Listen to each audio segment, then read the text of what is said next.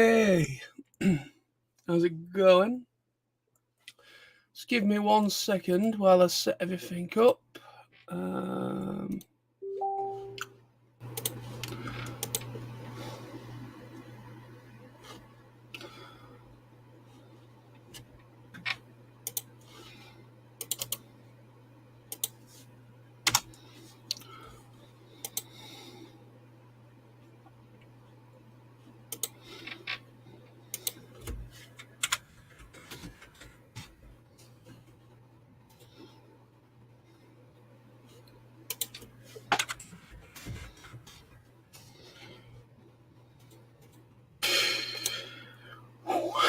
well, how are we all? How are we doing? Um, I'm doing okay, I think. Um, just give it a couple of minutes to see if anybody actually pops on. I might be joined this evening by my good friend Sam as well. So soon see.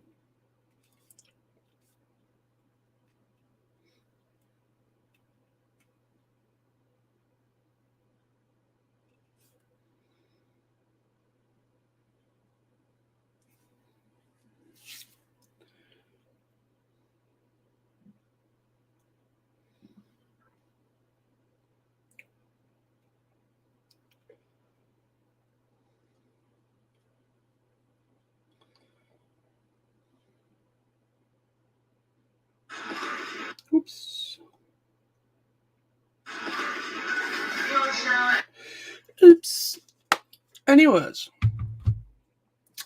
see if anybody pops on. I announced yesterday that, kind of announced that this stream is completely unplanned this evening. I know, obviously, this evening, I think Transformers the show most likely will be on as well. So I think they start at 8 o'clock. I think, if I remember rightly. So some people might be kind of about somewhere. But let me post that I am live so people know where I am.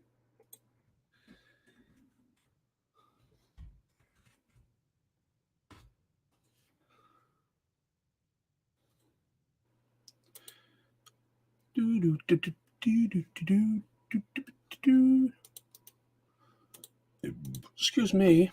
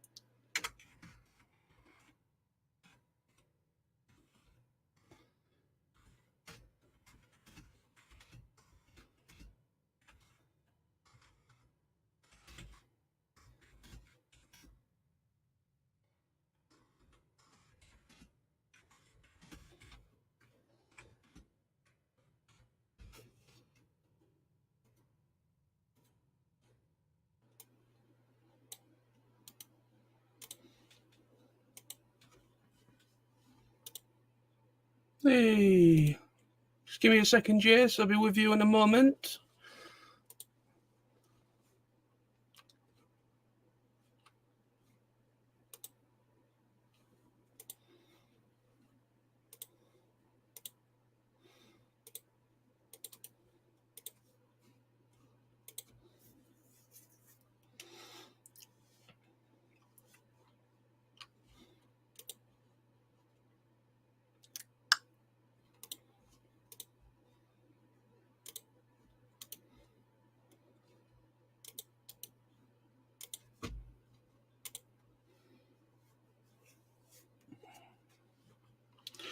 There we go. Everything shared. Jace. Hey, man. It is the thinking nerd. It is. It is the thinking nerd. Yes. Oh, well. I think, obviously, I'm losing my hair, obviously. I think when this whole thinking nerd thing, I think I'm going to turn into a Buddha. So I think, rubbing my head and rubbing my belly, yeah, I generally think I'm going to become a Buddha. Yeah, I think that's probably what's going to happen. I'm going, people are going to rub all the hair out of my the rest of the hair I have left will be gone, and I'll just be a cue ball. So,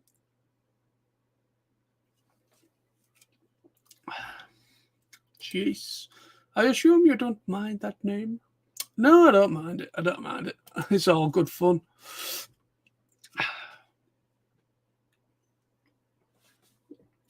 So, just waiting for Sam. My good friend Sam to Preserve Firestorm said that he may pop by at some point. He should be home now. He finished work at like 6. He's probably having his tea. So he probably might pop on when he's had his tea.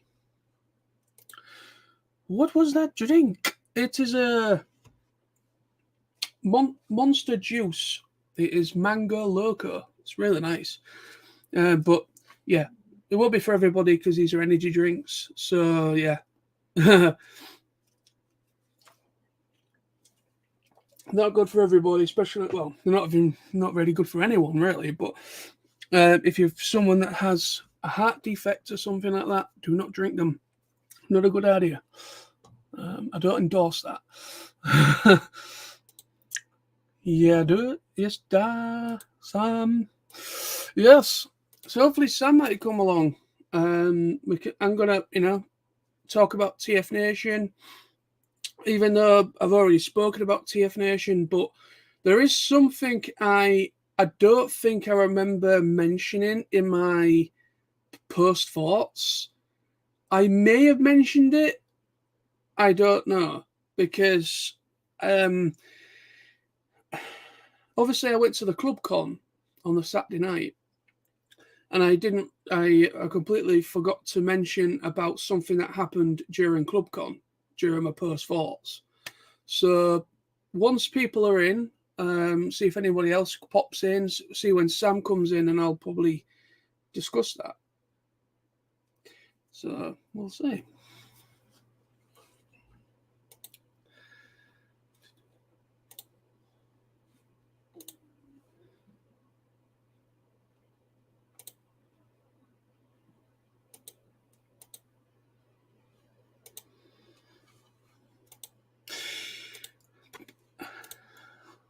Jace. When Jace is on, it always turns into a karaoke session.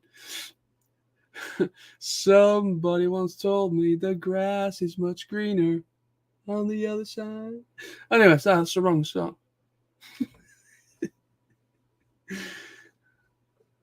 Somebody once told me. I know what? I've forgotten the fucking lyrics, because that other one that I just mentioned has literally just popped into my head, and it's overriding the lyrics. Oh dear me.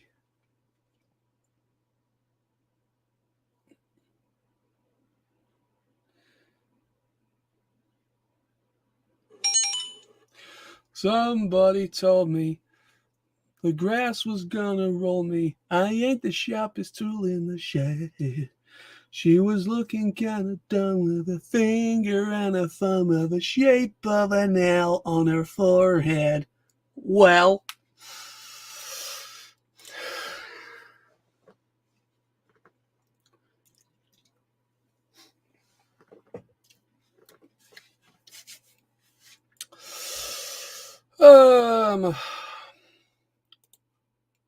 turn that off.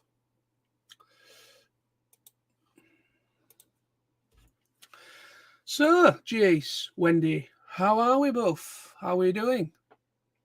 Hey, Raymond! Train, snake! Yes, that is actually something I'm going to allude to because I completely forgot to mention it in my post-thoughts video because, to be honest, when I did my post-thoughts video, it was the evening of me getting home. Now, was it? Yes, it was early hours of me getting home on the Monday. I recorded that and I uploaded it during the early hours in the morning. So when it went up on the Tuesday. So yeah, my mind was fucked. My mind was absolutely fucked when I did my post thoughts, and a lot of stuff I forgot to mention, people's names. Yeah, it wasn't good. Even though the video has done well, I'm happy the video's done well, but I completely neglected to mention about the special surprise part of ClubCon. I completely forgot to mention about that, so I'm going to mention it here during the stream, so that it's at least covered, at least. So I'm just waiting on Samboy to see if he comes in. That was Ace. GI opening. GI open watch. Sweet.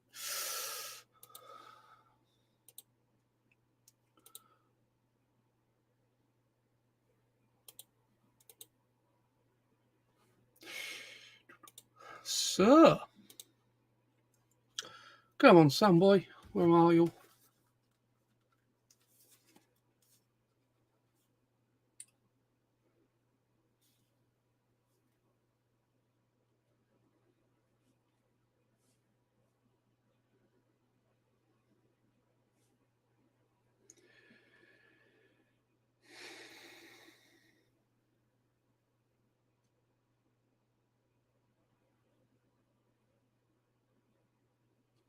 He's not on his Facebook or anything at the moment. So, what was that? Just an email. Anyways, Raymond, I'm done with editing the videos. I am limited to how much I can upload to Daily Motion per day. I have 23 videos. Fucking hell. But I can only upload about 5 to 6 per a day. Wow. Interesting. I didn't know there was a video limit on Daily Motion. To be honest, I've never used Daily Motion. Never used it before, so I wouldn't really know how it works, to be honest.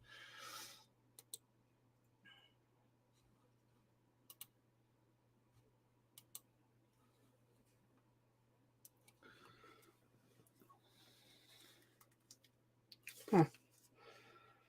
Maybe. Right, Samboy will be coming on. He just texted me. I got a reply. He will be coming on. Apparently the buses were late and he's only just got home, so he'll be probably having his tea, so he'll probably be on within the next half an hour, give or take.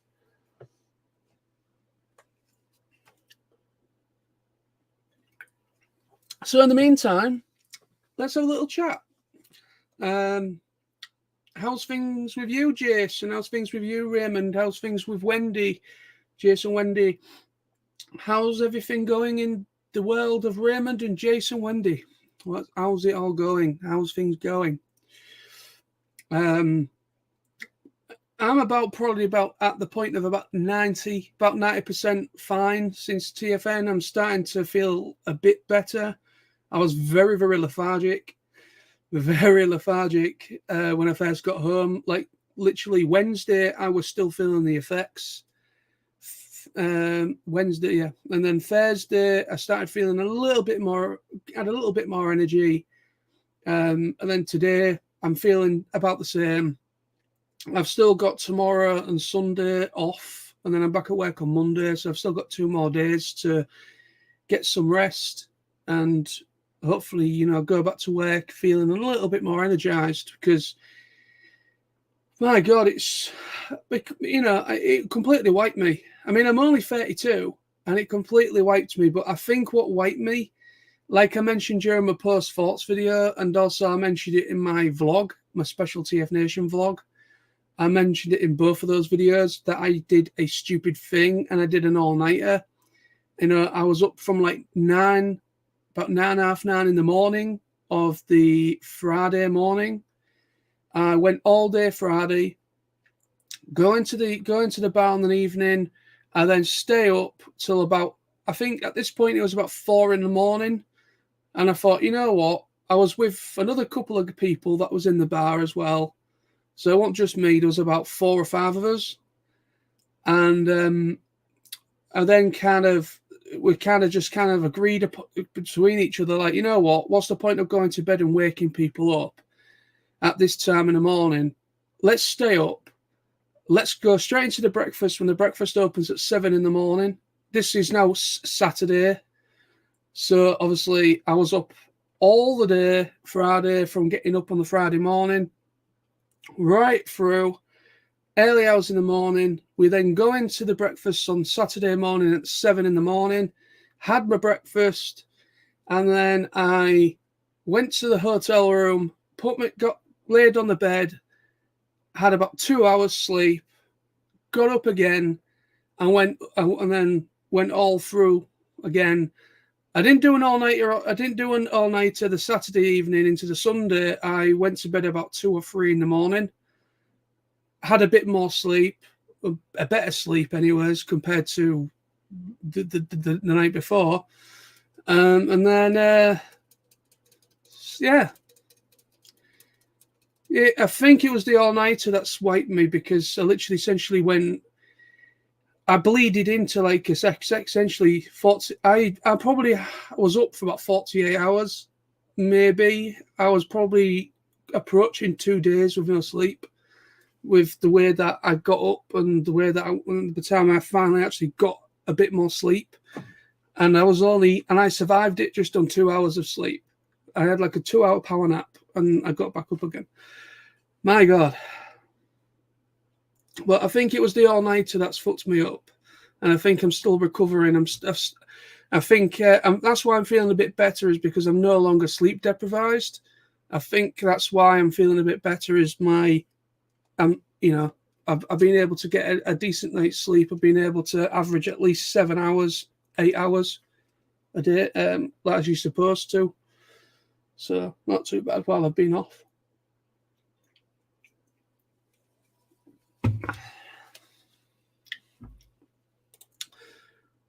Oh, I've already done that one.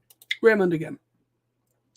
I have Act 1, 2, and 3, and the first draft panel complete from start to finish. I haven't checked out the one that they did on the Sunday.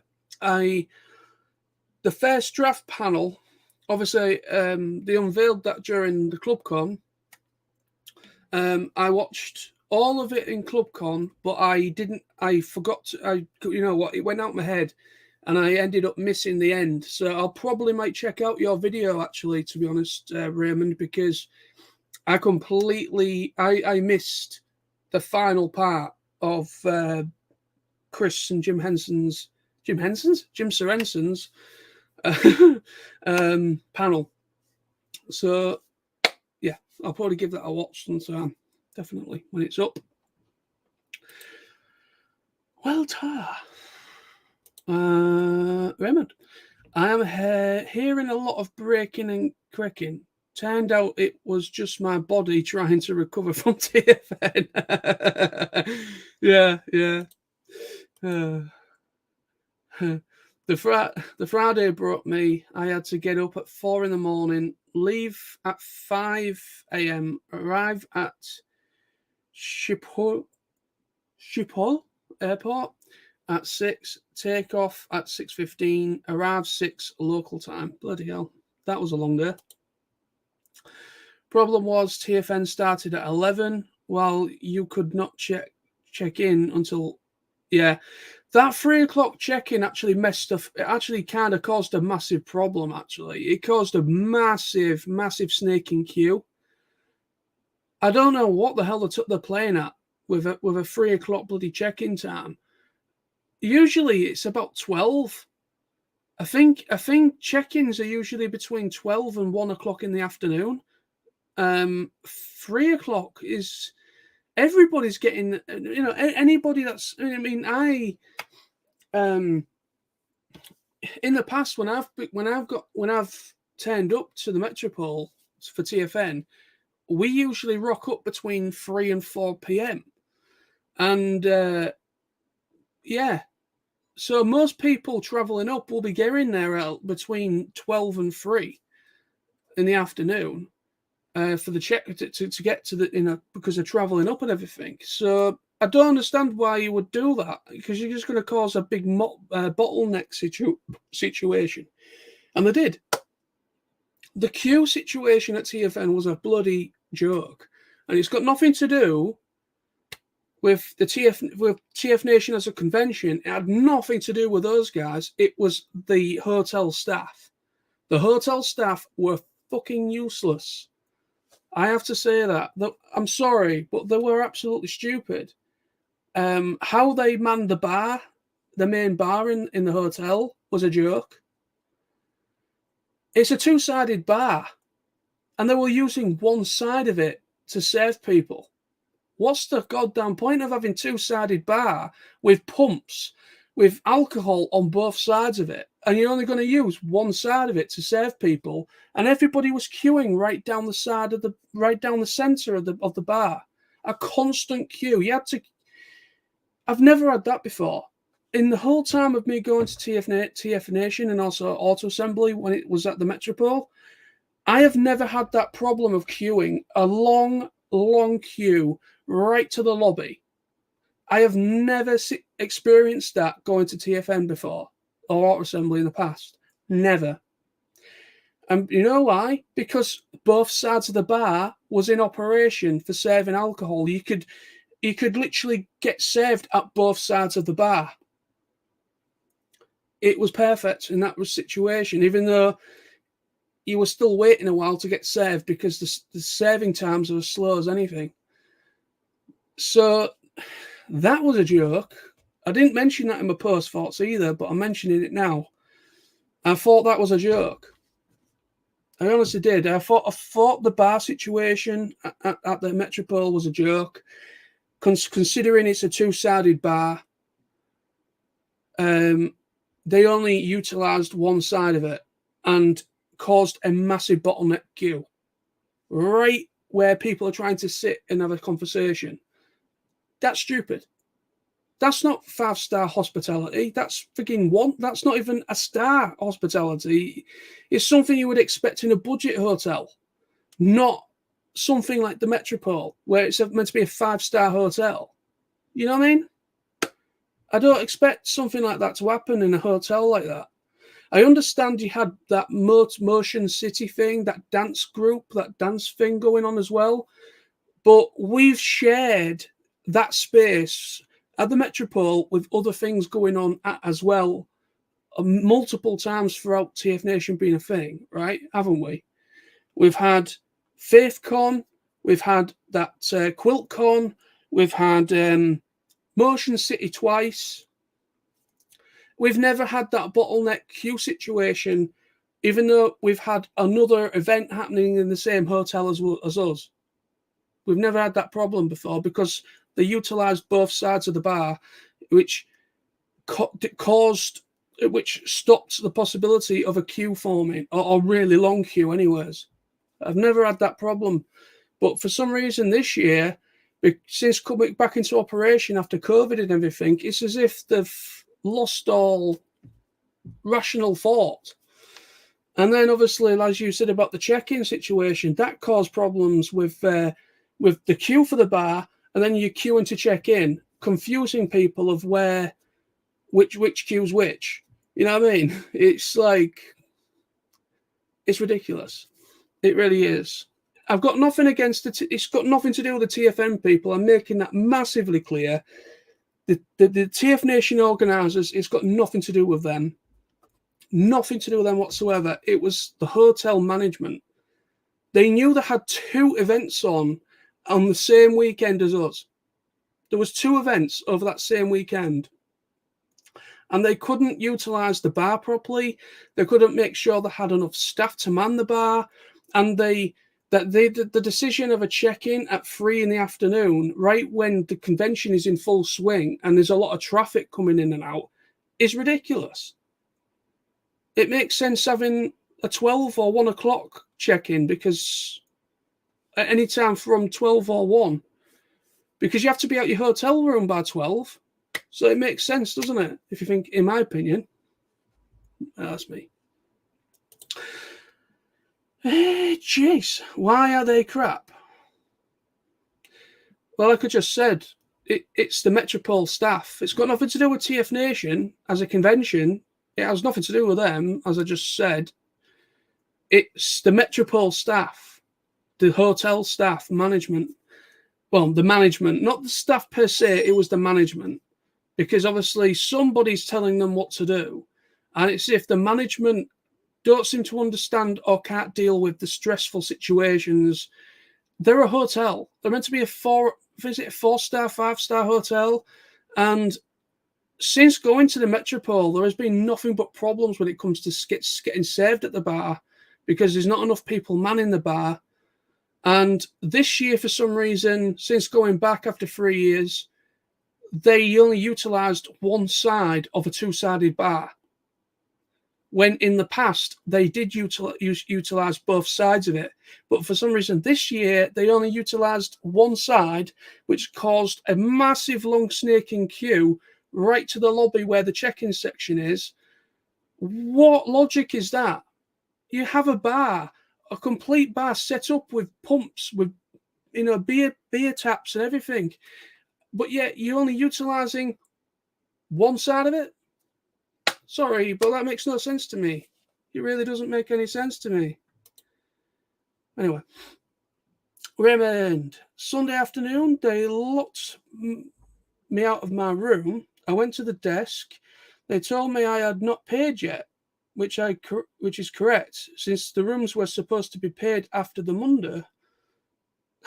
Damn, that's good logic. That is very good logic. That is great. Raymond, they could have just at me about it through their app. Oh yeah, that I was using. Yeah, could have. And that snake queue could not transform into a train or a train. Yes, Bradman, JK, you beaut. You're the beaut. Exilian Brad, you're the beaut. Love ya. So hopefully Sam should be on soon. So once Sam comes on, we can kind of get a bit more to and fro, a bit more conversation going. But yeah, I will get into the point that Raymond brought up in a moment, which was the first draft panel that was part of ClubCon. I missed the final part of that, but I will mention it because I forgot to mention it during my post thoughts.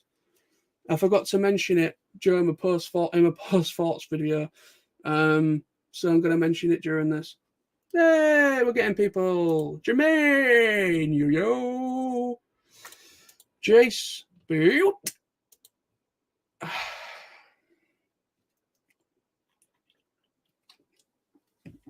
Oh shit. Just give me 1 second, people. I've forgotten something downstairs. I'll be back in like 1 minute. Because I'm an idiot. I'm not professional. I forgot something. Not good. Foxy. Talk amongst yourselves.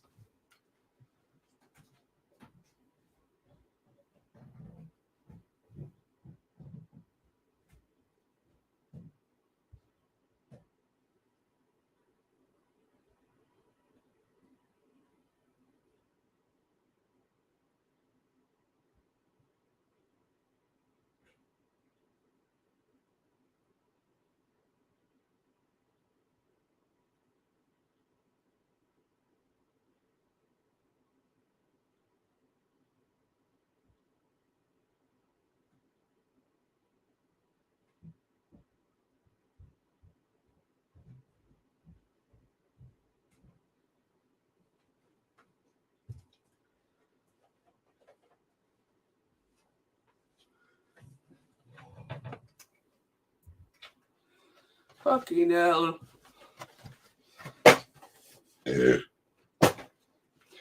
Pardon more. Oh, yes. I'm back.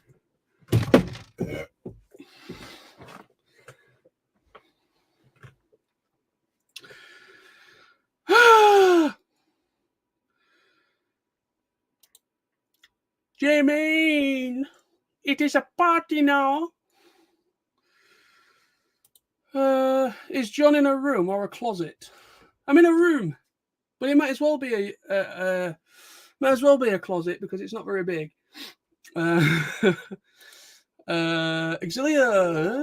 Bradman.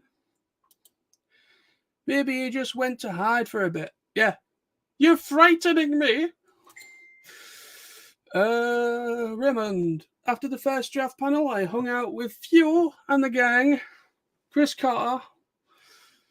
I don't know why. Whenever I hear Chris Carter, I've got to do it in a proper British way. Pronounce it as the British word, Carter. Chris Carter. Chris Carter. I don't know why. We was also there. And he showed us some of the artwork he worked on for that panel that didn't get used. Oh, that's unfortunate. Hey, Brad. But we saw which one he went in. Oh, yeah, I get your point. That was amazing as well.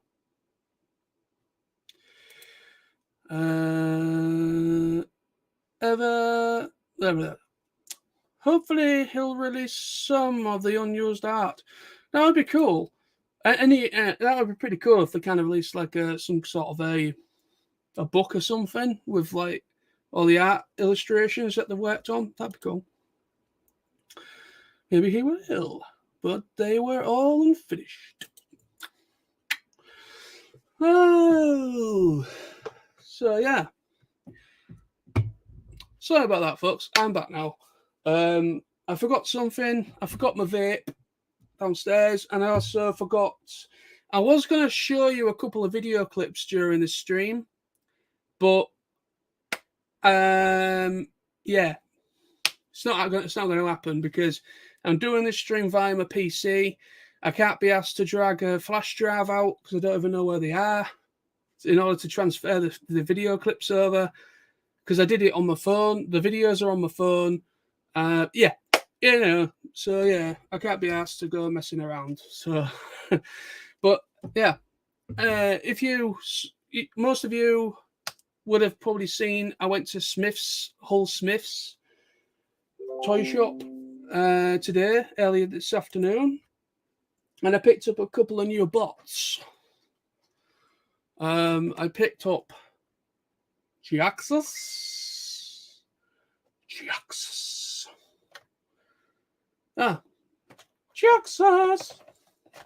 Picked him up. And I also picked up Legacy Override.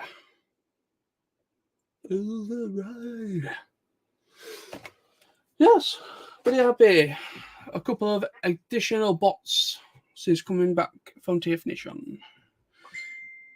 Where are we? Jermaine.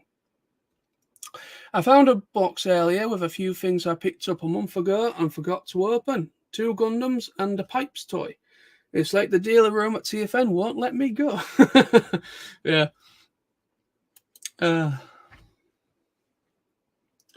Who's buzzing me?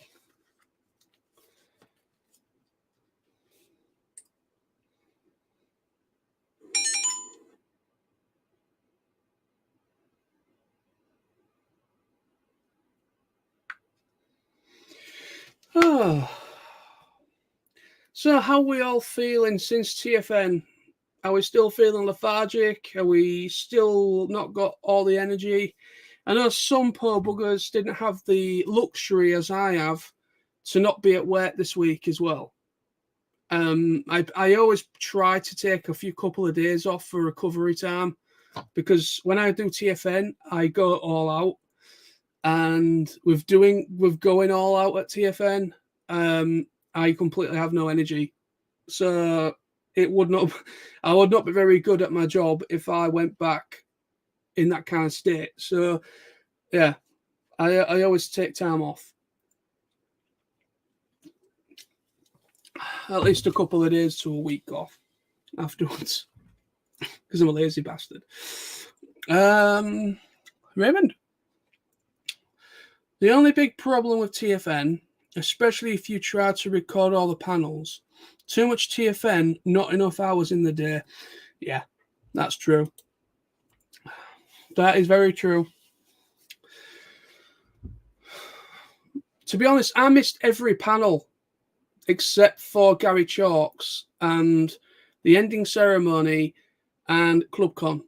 I missed everything besides ClubCon, ending ceremony, meet the team on the Sunday, and Gary Chalk's panel.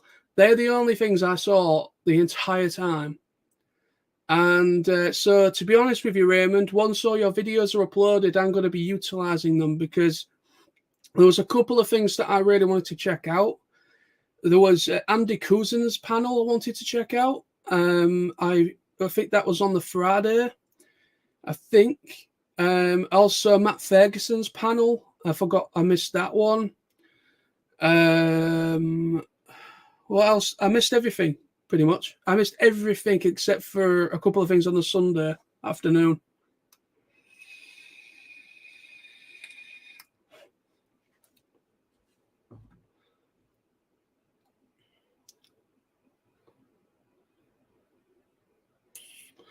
Where are we? Ah, there we go. Smith, no. Oh, nosy. How is Socks? She's good. She's a lot better than she was back on a pause, so to speak. She's a lot better. That the abscess that when we took her to vets, she had an abscess on a side, and it was full of pus, and it was sore. So that the vet, she cleaned it up, injected her a couple of injections of. Give me a second. Sorry about that. She gave Socks a couple of injections of I don't know, some stuff. I can't remember. Yeah, so she's good. She's good. Since that, she's a lot better. Jermaine, I went straight into a press day on Tuesday. Plus, there was a family situation that you know about, but I won't go into that into here. That's fine. No need. You don't have to say anything, mate. It's fine. There was no real rest for me. I'm still quite tired, to be honest. Yeah, I bet you are, to be honest. I am. I'm still knackered. But last weekend was worth it, and I got a lot out of it. Good man. I'm happy you had a good time. Raymond, I only missed the stamps panel and the IDW panel on the Saturday. Okay, that's cool. That's fine.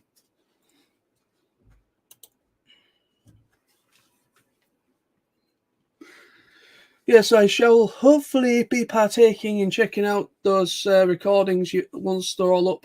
Definitely.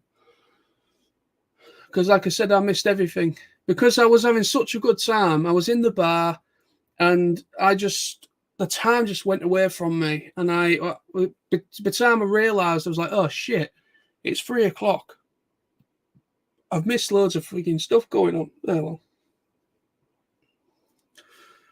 The main thing is I had a good time. And that's the main thing. And I was too busy catching up with people. And people coming in and, new arrivals and everything. And, it's easy to do. You go to these conventions, it's very difficult to stick to what you wanted to try and do before you went, because, I do enjoy going to panels and whatever kind of panel they've got on, I do enjoy checking those out. But sometimes I do miss a lot of stuff because I'm just too busy catching up with people and talking to people.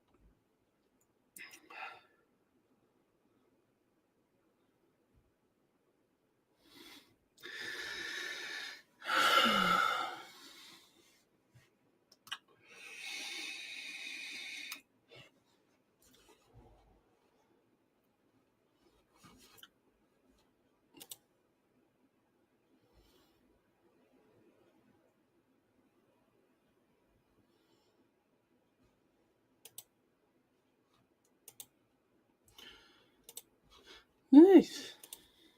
Oh, yes.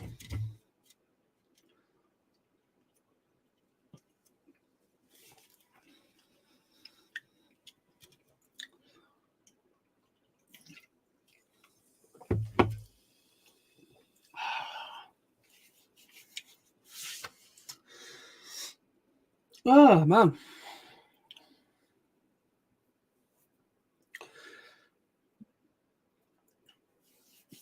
But anyways, soon as we're still waiting on Samboy, hopefully he should be coming in any time now, I would have thought. But yeah, I'll talk a little bit about the first draft thing, ClubCon. It was really quite cool. Basically, long story short, at ClubCon they had like this big surprise that was alluding to up to the event starting, or up to the event coming on, and basically Jim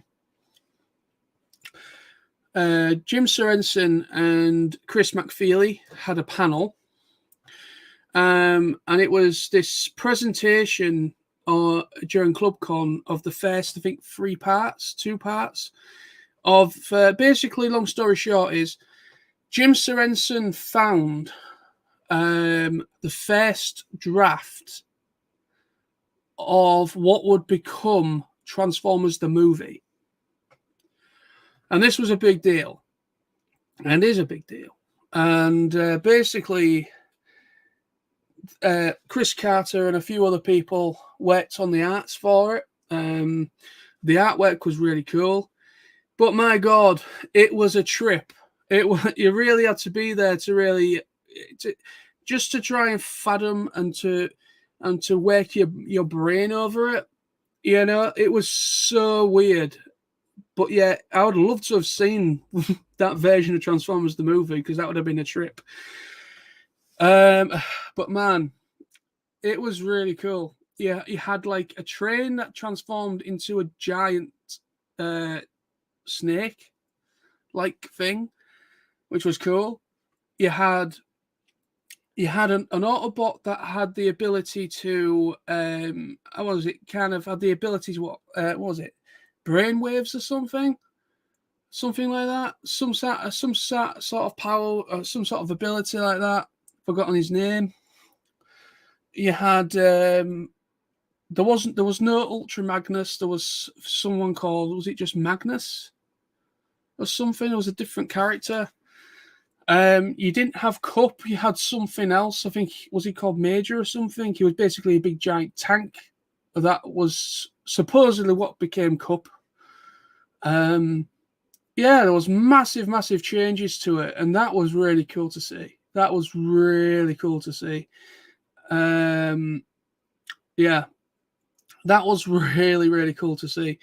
So yeah, I completely forgot to mention it during my post thoughts video on here about what happened with ClubCon and everything.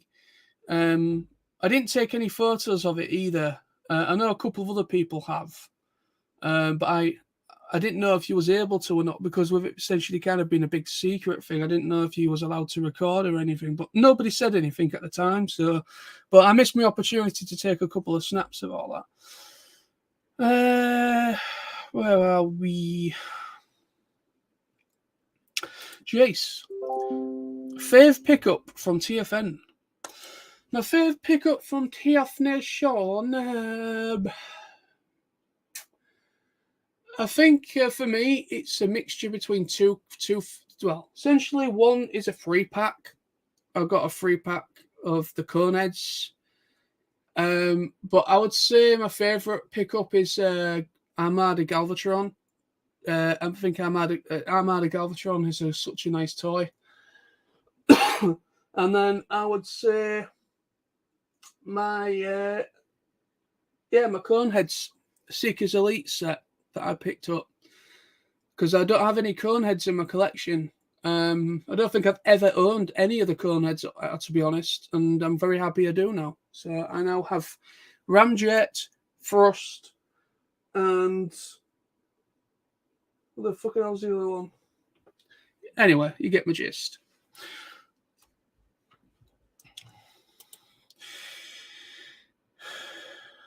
Raymond, the first 6 videos are up now. I have to wait a few hours before I can continue to upload. Okay, sweet. I'll give them a check out. Jermaine, that draft is amazing. It's so different and quite dark in some ways. Yeah, it was. And that's what I was talking about. Mentalar. Mentalar was the weird guy that had the ability for like brain waves and things. It was really weird. Raymond, no, a train that transformed into another train and then transformed into a snake. Oh, there we go. Yeah. Yes. It was a steam train, then went into a bullet train, and then transformed into a giant snake. Yes, that's cool. And Jace, Cobra! Yeah, it was certainly, yeah, certainly.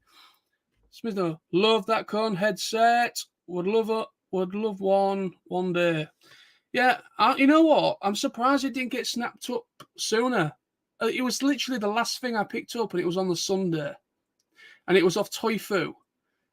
And I went to Toifu, and I was looking around, and I saw this set, and I thought, I wonder how much that is. I was expecting it to be about 50 or 60 quid. Because of it being like a really nice presented, really nice set. And I thought, you're getting 3 figures in there, so I was expecting it to be a bit higher in price, but it was 45 quid. Which averages out at what? Per figure? About, I don't know. I'm not good at math. Maybe about 15 quid each or something like that per figure. Roughly.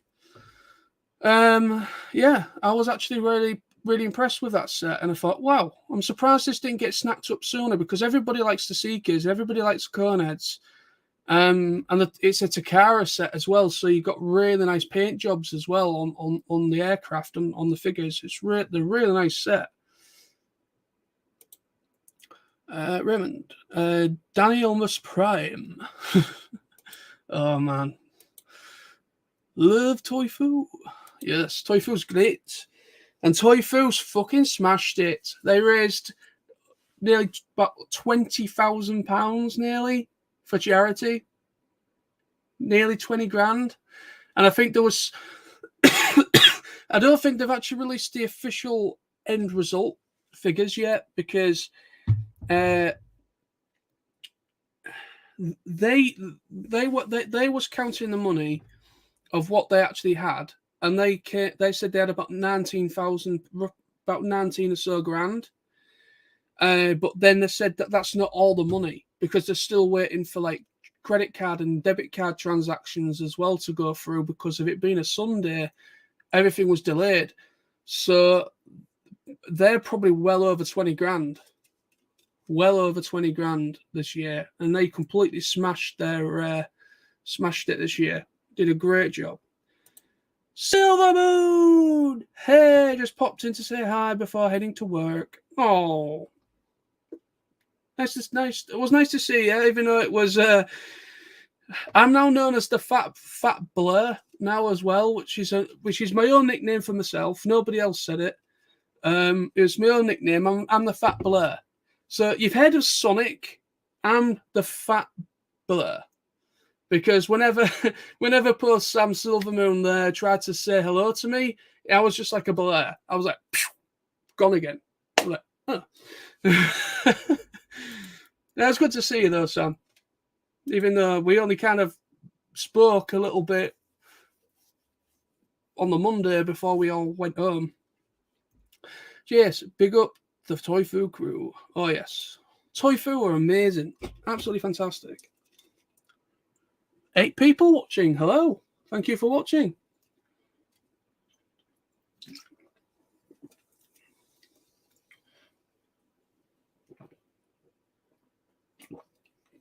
Oh, man.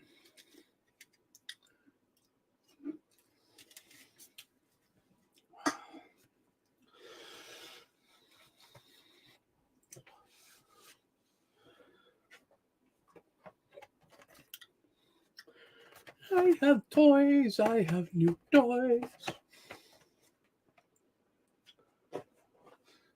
I have new toys.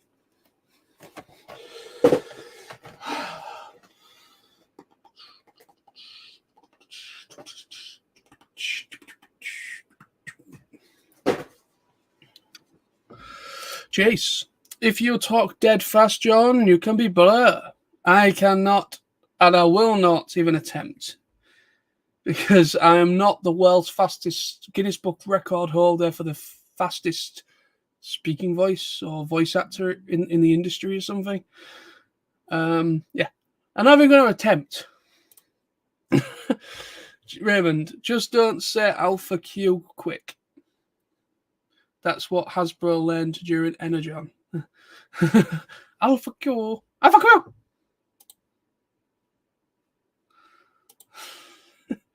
Alpha Q!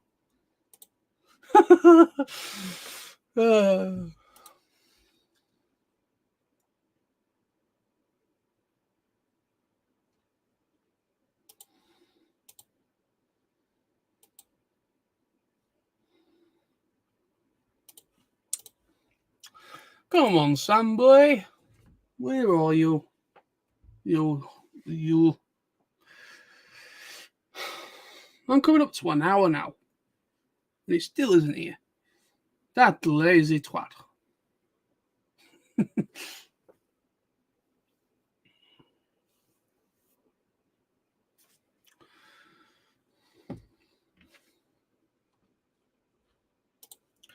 Jermaine. So, who's coming to the meetup in March?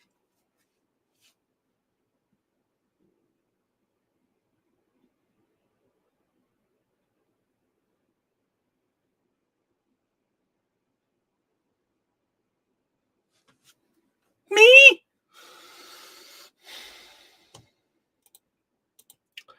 Where is the meetup next year in Birmingham? It's in...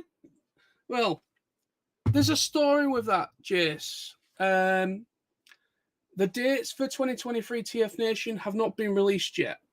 It's going to happen. We've sort of been told it will happen, but they're waiting for like official figures to come in for price of tickets and so on. And they're also working on things behind the scenes for it to make it happen. But they haven't been able to give us the dates for TFN next year.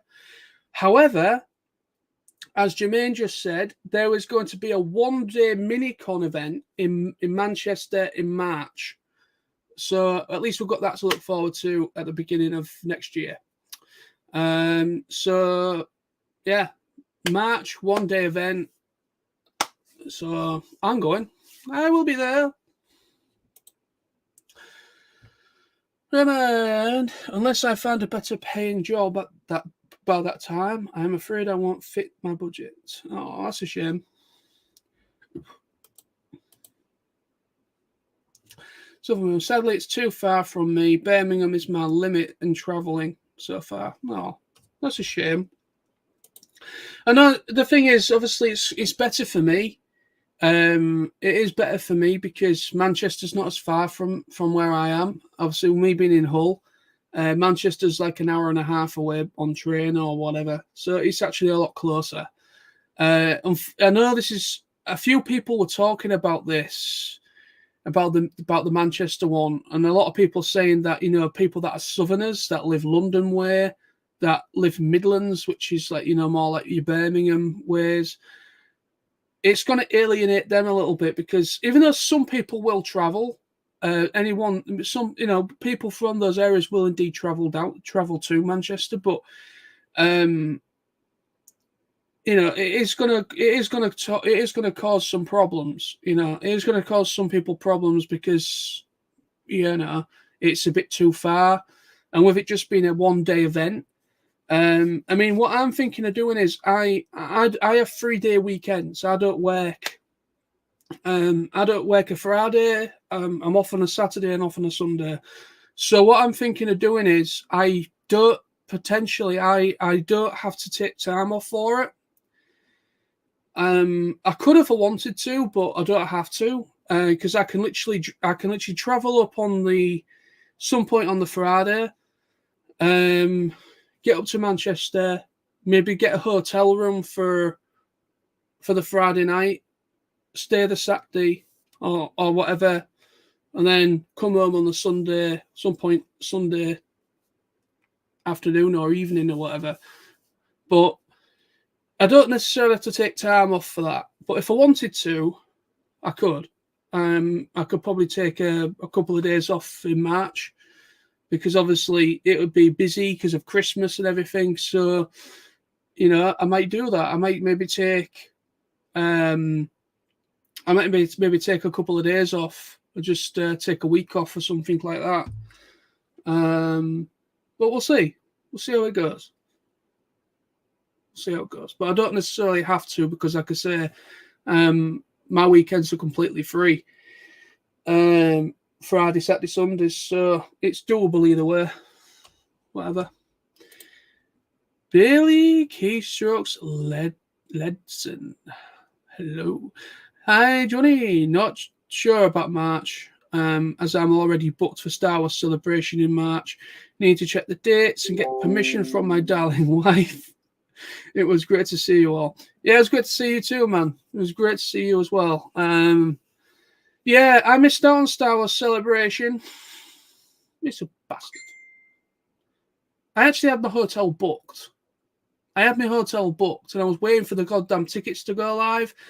And I go on, I didn't even get any sort of notification from Star Wars Celebration to say the tickets had gone on sale, even though I signed up for the newsletter and to be notified of it. I never received anything, and I missed out on the tickets. Fuck. But anyway, don't matter. I managed to cancel my hotel. Luckily, it was free cancellation up to about like a week before we go, so that was fine. Jermaine, I'm in London and Manchester. It's quite far, but I do a lot of socialising outside London anyway, because it is so expensive doing anything here. Yeah, London is ridiculously priced. I mean, I've only been to London once, and just to have like a snack at a Greggs and just for maybe a meal in a pub, it was bloody expensive. Really expensive.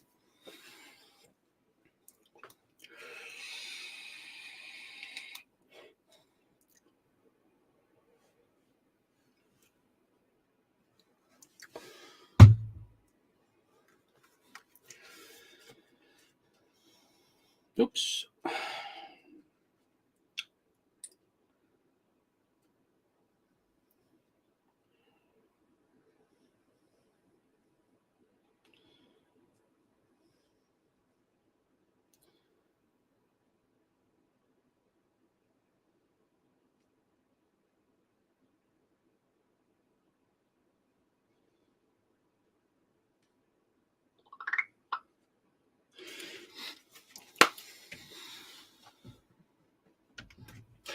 Oh.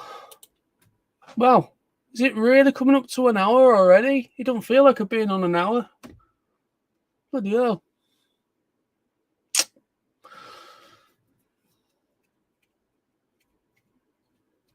I don't know how long we're going to be on. I'm going to be on tonight, guys. I might maybe do an extra hour, maybe. I don't want it to be as long as my pre-TFN vlog, because live stream, because my pre-TFN live stream, that went on for about nearly 4 hours. I'm not expecting it to go as long as that. I don't think, anyway. But we'll see how it goes. We've got a nice little chat going on here. Yeah, just waiting for Sam. Always waiting for Sam.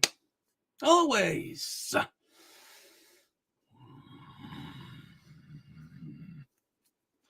Anyways.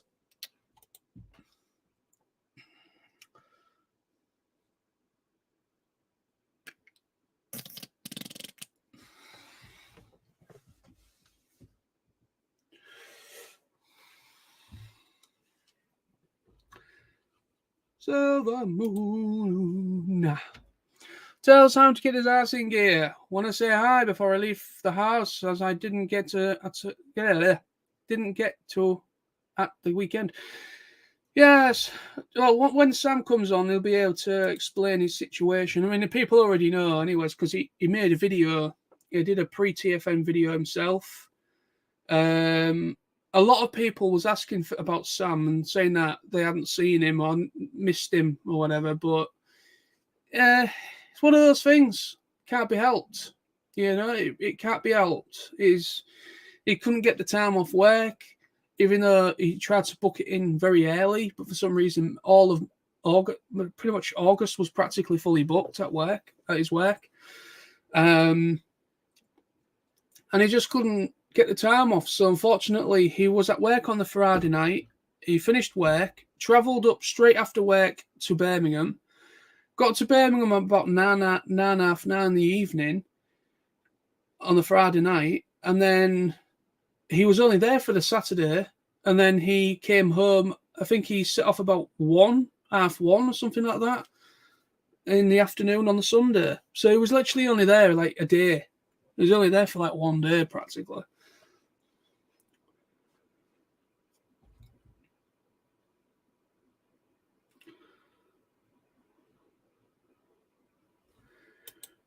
Good moon, Sam lad.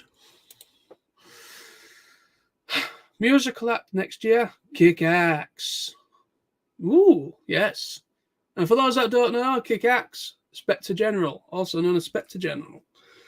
And that would be cool. The thing is, I only know one song by Spectre General, and that is the one from the soundtrack for Transformers 86 movie.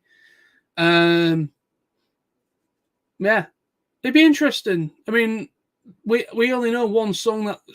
They only did one song on the soundtrack, but yeah, they're a fucking kick-ass band, so they could probably just play us any sort of songs out of their library, and I think anybody would just soak it up. It's the same with Stan Bush. I mean, I think Stan Bush was on 2 songs of the movie soundtrack, which was, I believe, Dare and The Touch. And then obviously over the years, he's done his own songs that are based in Transformers as well, or inspired by the Transformers stuff. But he's also known for movie soundtracks as well, other films. So not everybody, not everybody's familiar with all of his back catalogue. But yeah, it was cool. It was still cool. That damn Sam.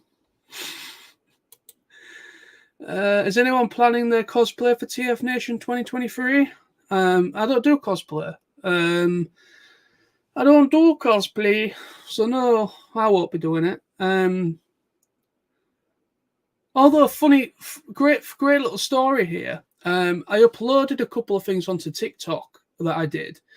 I uploaded my intro that I put together for my TF Nation special vlog, and I got up earlier. When I got up earlier today, checked my phone, and I got a comment from this young lass that was in the cosplay competition at TF Nation, and she says, "Oh my god, dude, thank you for including me. This is like the best camera angle of us doing it." And basically, does anybody remember that young girl that was Smokescreen, human Smokescreen? It was her. And she was really, really happy. And she said that my camera angle was perfect and everything. So I was really quite chuffed with that she was happy that she was included, kind of included in my vlog. So she was really happy about that. That was really nice. That was nice. It doesn't happen very often on TikTok. I don't really get much comments on TikTok, and to be honest, I don't really do much TikTok. But I just thought, sod it, I'll just upload a couple of things about TFN related, because TF Nation are also on TikTok as well as Space Bridge and In-Demand Toys and a few other things as well. They're on TikTok. So, yeah. TikTok, TikTok, where is Sam Boy? TikTok. Yes, Billy, maybe my lad Starscream. Awesome news, Jace. Thinking about doing a Jet cosplay myself. Nice one. Oh, sorry, Jace. So you're thinking of doing a cosplay next year of Starscream? That'd be cool. Nice, Billy. Kick did 2 songs. Oh, Hunger. Yes, sorry. Yeah, I'm getting mixed up. Hunger and Nothing's Gonna Stand in Our Way. Oh, sweet. Sweet. Oh, that's cool. That's cool. That is cool. Not enough. Not tonight. Sing. Next up in the human category, Broken Nosy. I was already broken when I came out me mother. Sorry, that was fucking wrong. Oh, fucking hell. Sorry, folks. Ah, man. That made me chuckle. Fucking hell. Sorry, ma'am. I apologise.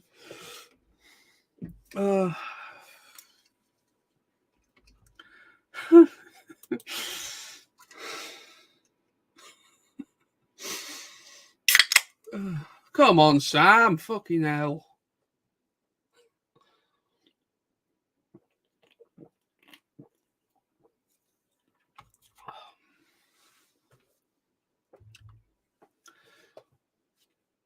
Nothing's gonna stand in our way. Nothing's gonna stand in our way. Instruments of destruction. Do it all away. Take it away, people.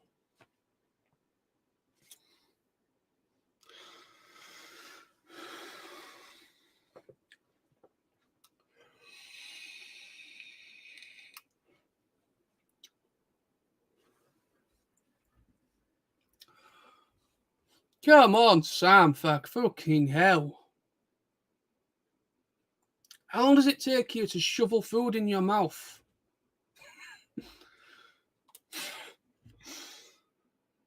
And how long does it take you to boot your computer?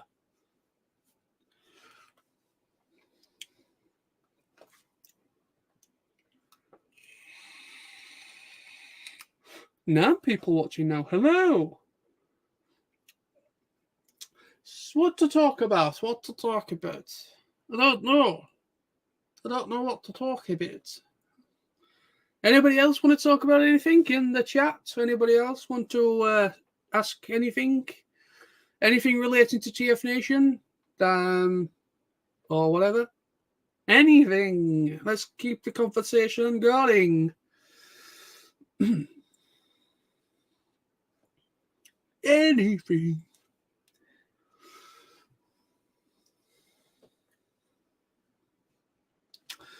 Every day.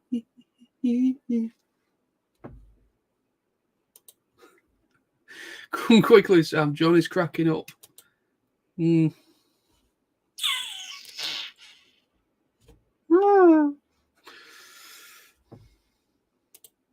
How amazing were Nicole Dubuc and Brian Hullfield? You know what? I missed both of their panels, and I unfortunately didn't get a chance to even speak to them. I was just busy. Yeah, I didn't get a chance to really experience or to talk to them, to be honest. I kind of regret it because obviously Nicole, she worked on Prime. And I missed that panel because I love Transformers Prime. But yeah, it's unfortunate. Both. They had 3 panels. Oh, they had 3 panels. I missed all 3 then. I missed all of them. I missed every panel except for Gary Chalk, the Meet the Team panel after Gary's panel, and then I saw ClubCon, and then obviously the ending ceremony. So I saw all of that, but I've missed every panel except for Gary's. Because I was in the bar talking to you people. Well, whoever was there. I completely missed everything. What's the most expensive pickup you have had at TFN or its predecessor? Bloody hell. I can't remember really what price I paid for them. How many? you know, because to be honest, I've only got one figure that I still own that I picked up at Auto Assembly 2010. I still own it. It's the only figure that is probably still in my collection from Auto Assembly 2010. And I bought the Armada San Diego Comic Con 2010 Unicron. And I have that figure. It's just there at the back of my PC cabinet. Missing most of its pieces because I've lost bits off of him, to be honest. I might see if I can pick up another one. Because he's not complete. He's missing everything. He's missing his little Death Planet mini con thing as well. But yeah, I got that figure back in 2010. It was a San Diego Comic Con exclusive, and I think I paid about 200 or so quid for him. I think I paid about 200. I think because it had been a SDCC exclusive, it was expensive, but I managed to pick him up. I think that was probably one of the most expensive figures I picked up at TFN or that was Auto Assembly. That obviously. The Friday panel is up now. Sweet, I'll check that out, mate. Thank you. I'll definitely check that out. Silvermoon, afraid I have to go now. Have a good evening and say hi to Sam for me. Bye. No worries. Sorry about that, Sam. I don't know what the hell's going on with Sam. He's just taking the piss. Love to see him sometime. Yeah, we'll do. That Unicron. Oh, Unicron. I have actually got a review of it up on my channel. It's a very early video of me. Very early. Back in like 2010, 2011. And it was a subscriber. I got to a certain milestone in subscribers. I think it was my 100 subscriber video, I think it was. So when I reached 100 subscribers, I did that as a special video. So I've already reviewed that SDCC 2010 Unicron. I've already done it. What I'll do, Jace, I'll send you the link. I'll have a look for it now while I'm waiting for Sam, and I'll send you the link.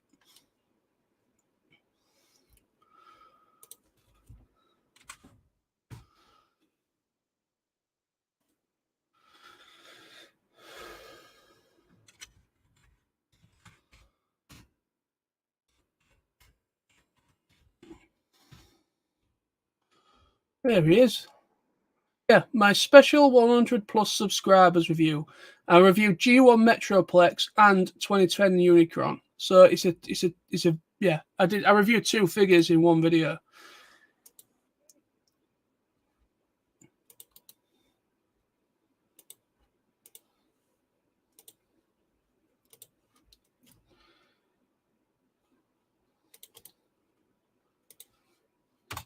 There you go, Jace. I've just sent you it on Facebook.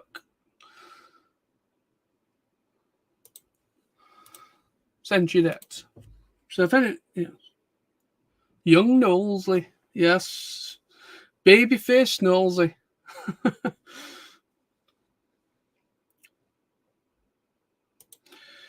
We'll have a look, pal. Sweet, no problem. Billy, did Sam make it back home? Hope he's still not on Sunday trains. Yeah, he made it home. He texted me saying that he got home. All right, so it's basically apparently it's been working tonight. That's why he's late coming on. The buses were late. He's only been home about maybe 40 minutes or so, 45 minutes. And he basically he had his tea, but for some reason I don't know what the hell's going on. Tarmates, young Johnny boy, yeah, that was literally one of the first. That was part of the videos, literally my first run of videos on this channel back then. But it was a two-part review. It was basically, I think what that video came about, I did a poll, and I asked people the question, what toy would you like me to review next as part for my 100 subscriber special? And I got it got tied. it got tied in the votes. G1 Metroplex it was G1 Metroplex and that Unicron toy, and both of them were, received the same number of votes. So I thought, sod it, I'll just review both in one video. It's a long video. It's about over 40 minutes long.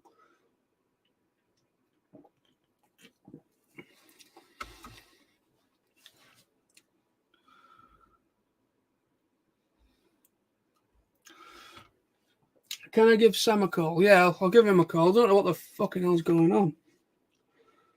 I've given him the link as well, so he should be able to.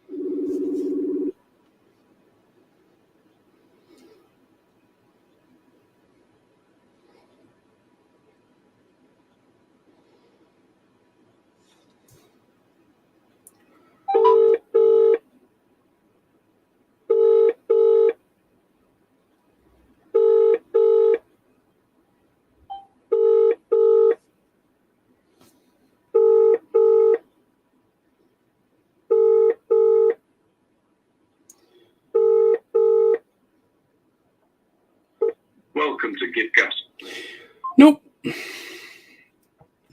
Nope. Just give him a ring. There's no answer. He's online. He's online. He's showing up that he's definitely online, but don't know what he's doing. Maybe he's having a Sam's alone time. I don't know. Fuck's sake. Sam. Lovely Sam in the Monty Python spam song melody.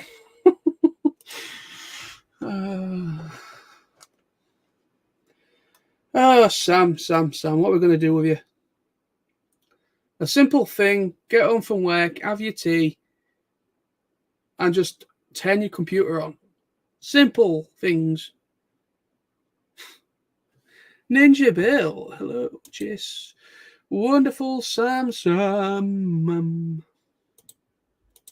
Ninja Bill, hey y'all. Hey Ninja Bill, how you doing? Hello, Jace. Ninja.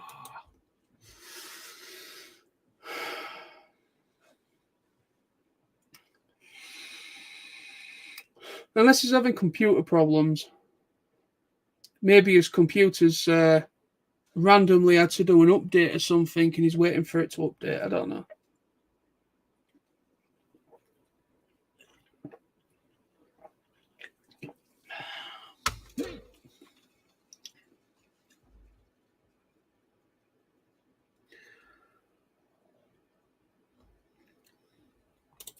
Ninja, how was the con? Been seeing your posts, but I figured I would ask anyways. Yeah, TF Nation, it was bloody great. I had a fantastic time. I had a blast. I've missed it. I absolutely missed the social aspect of the social aspect of that, of going to TF Nation. I missed the most. I missed the people, and it was great to get back into the rhythm of it. Great to see everybody after 3 years and new people. It was a great event. It really, really was. Really great.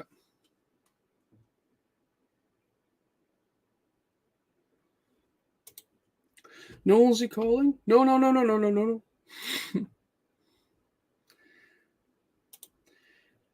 He's never on the stream. Firestorm Sam, Fireman Sam Veem. Is always on the stream. Fireman Sam. I did not either. That said, I live in the States. So, no, to be honest, We get people from Canada, from Norway, from Poland. You know, we get a good number of people that come to TFN from different countries. I mean, the guests are from Canada and the States. And then obviously Candice as well. She's from America, Pennsylvania. I met Candice for the first time. She's from the States. Let me try Sam one more time. Let's see if I can. He's probably having a problem. There's probably a reason why he's this late. I mean, his tea should have been pretty much done.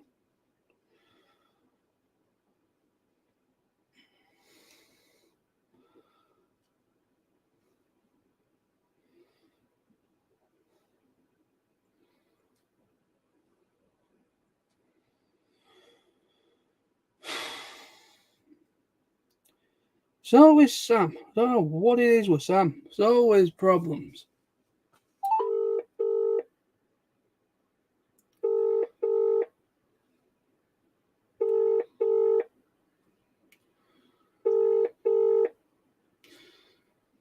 If it comes to it, I mean, Sam, I would have thought it would have come on eventually, but if he's got problems, then tonight, then it's just gonna have to be me. You're just gonna have to put up with me.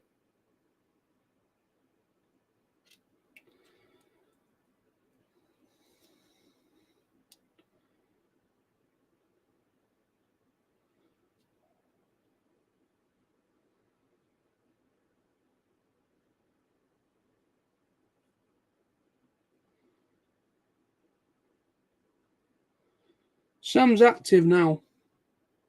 It's coming up saying he's active. Not very active, but it's saying he's active.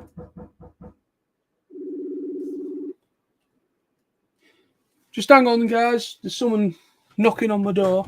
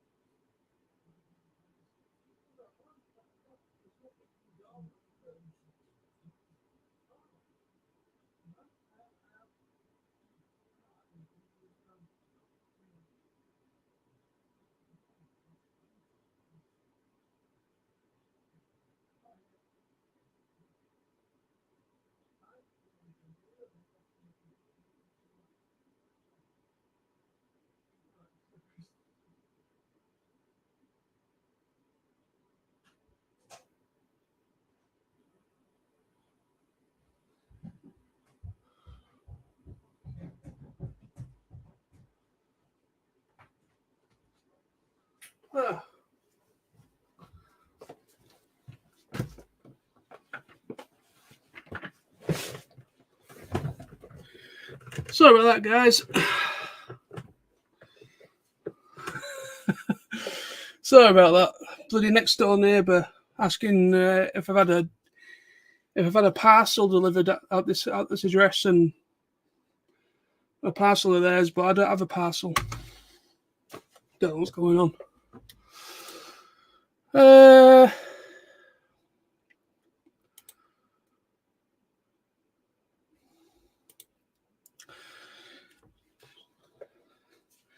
Yeah, I was attempting to ring Sam, wasn't I? He's online. At least he was.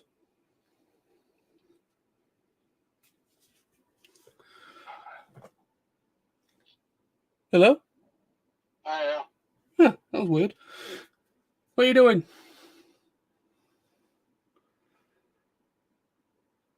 Just had tea. Oh, you just had your tea. Okay. No, I'm just wondered where you was and just saying I'm still alive if you want to pop in for a bit. I'm just having some internet problems. Ah, right, okay.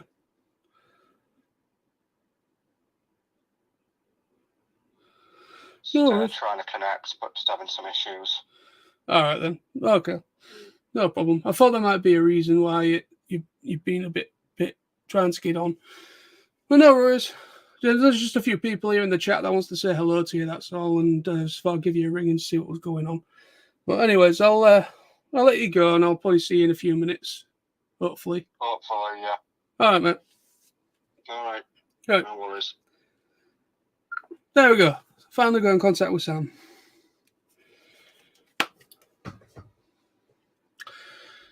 Finally got in contact with Sam. He's having internet problems, and he's just had his tea, so that's why he's late coming on. So.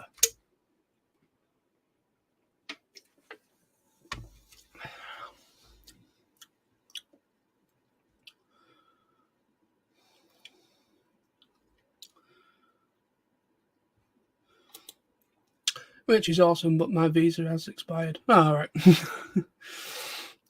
We love giant robots. Yes.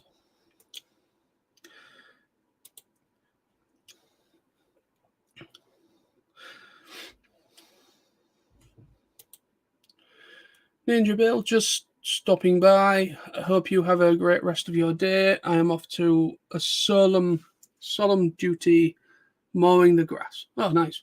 Sweet. Leave Sam singing voicemails. One of each movie song. Ninja Bill, 5 watching, 4 likes. Someone is stiffing you. Smash the like. Well said. Knock, knock, knocking on Nosey's door. Not knocking on Nosey's door.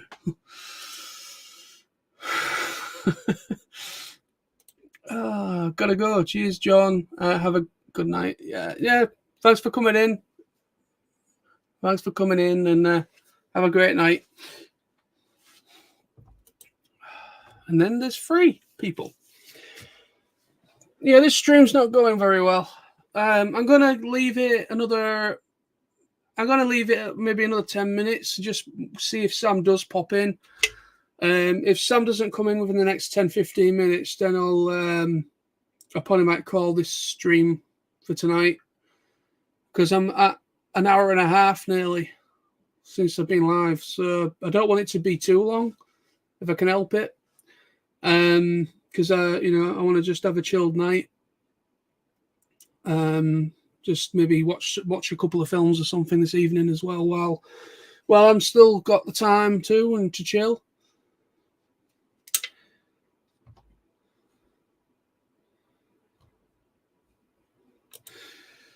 I'm still here for now. Nice one.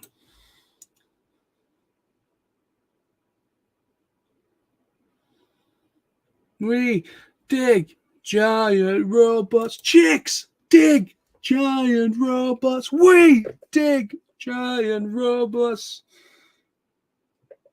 Nice.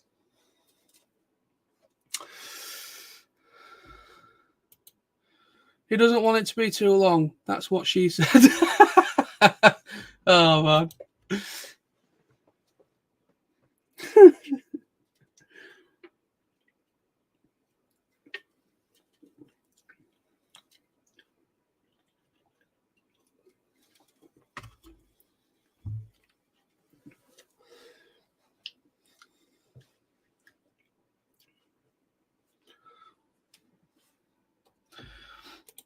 Huzzah! A man of quality. Oh, come on.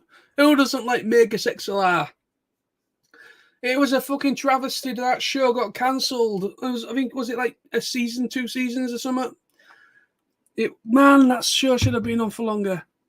Absolutely fucking love Megas XLR. It'd be great if they released what they did. It'd be great if they would release it on DVD. I don't think it's ever had a physical release. It'd be great if it got a physical release.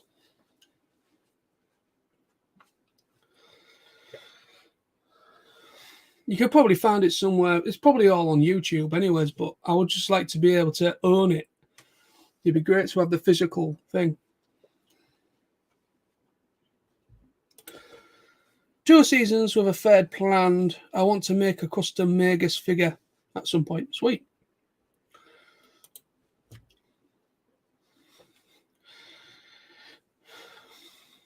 It would be great if maybe someone like Netflix or Amazon Prime or something would maybe put Magus XLR up on their streaming services so you can actually watch it. It'd be great because it'd be great if they would do that. But the thing is, just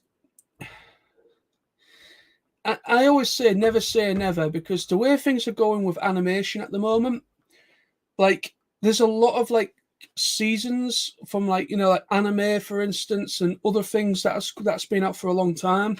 Like it was an animated series or something, or a film, and 15, 20 years later, maybe 10, 15, 20 years or so later, they're finally getting a continuation or a new season or getting a reboot. So the way things are going now, I won't be surprised if Magus XLR went on a streaming service. Maybe they'll see that there is still some interest for that series, and never know. Maybe some sort of a continuation might happen. Who knows? Apparently, it is in distribution rights hell. Right, okay. I saw it on eBay, but it looked dodgy. Yeah. Be very careful with eBay. Yeah, you get a lot of bootlegs on there. I ended up with a bootleg Digimon set. It was Digimon Adventures Season 1, and I think it was Season 2. And when I received, no, I think it was Season 1. When I received that box set, it looked legit as anything. It looked absolutely legit. It had all the markings. It said Toei or whatever. It looked legitimate. It looked like a legitimate box set. The artwork, everything, the discs, everything looked legitimate. It wasn't until I made a video about it. I don't think I made a video on it. I think my mate Sam, I think he did a video saying that he had the Digimon Adventure 1 box set. And then he started getting comments from people saying, wait a minute, how the hell have you got that box set? And I said, well, I got it on eBay and it's all legit. And he says, apparently it is a really good recreation bootleg of a Region 1 box set, American box set, that hasn't actually released yet. Apparently, it was a series box set that was due for release in America officially, but it's for some reason another company had managed to bootleg it really well and release it really early. And yeah, so, but I've got the original box sets now. I've got Digimon Adventure 1, Adventure 2, Tamers, Frontier, Data Squad, and I think that's it. I don't have anything after Data Squad. I've got the movie, and that's everything I have currently, physical.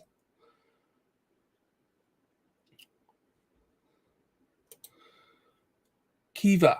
Yes. Oh, Kiva. But yeah, the Magus toys weren't great and were few and far between. Yeah, I never saw many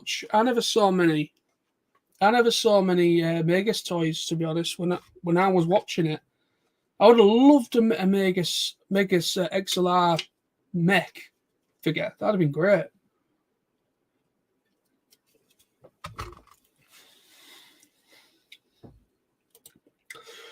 Digimon are the champions. Digimon, digital monsters. Digimon are the champions. Digimon, digital monsters. Digimon are the champions. Saving the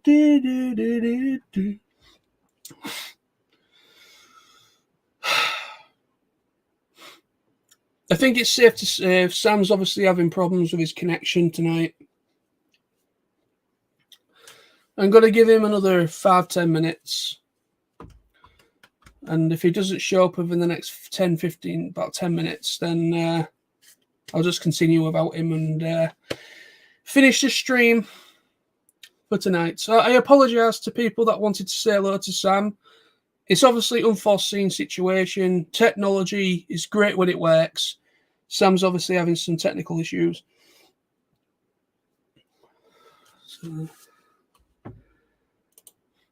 basically, if we want Magus on DVD or digital/streaming, the fans need to prove its popularity enough to warrant digging it up. Yeah, that is very true. Very true.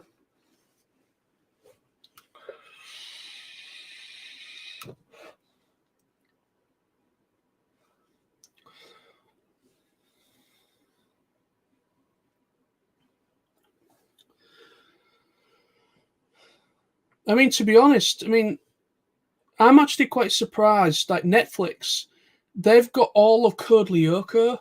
Does anyone remember an animated series called Code Lyoko? It came out in like early to mid 2000s on Cartoon Network.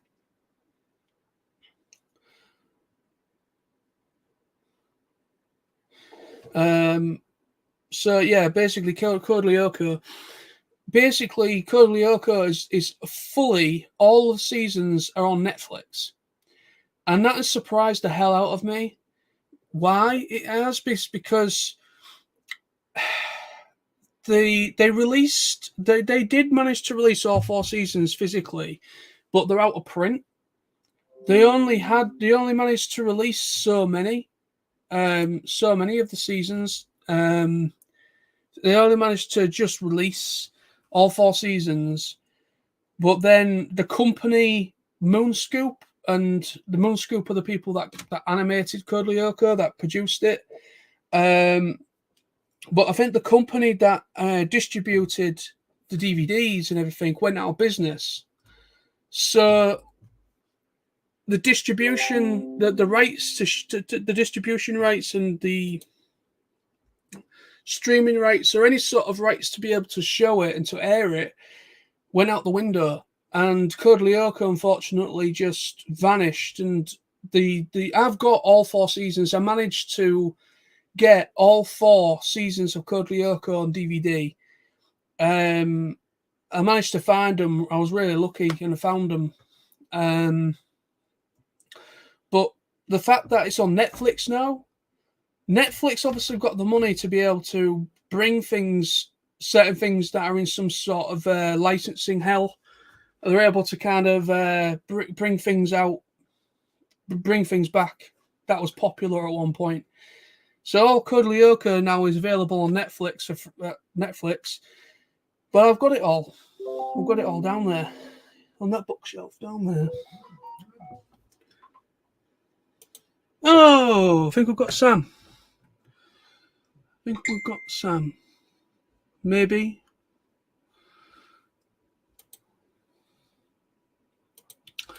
Jermaine, don't apologise for Sam. You'll be here.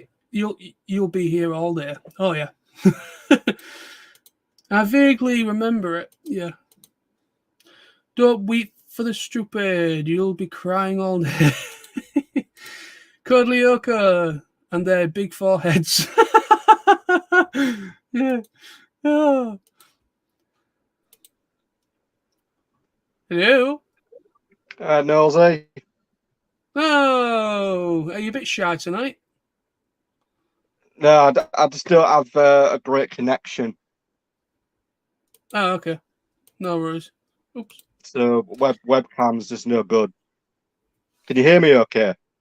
Yeah, I can hear you fine.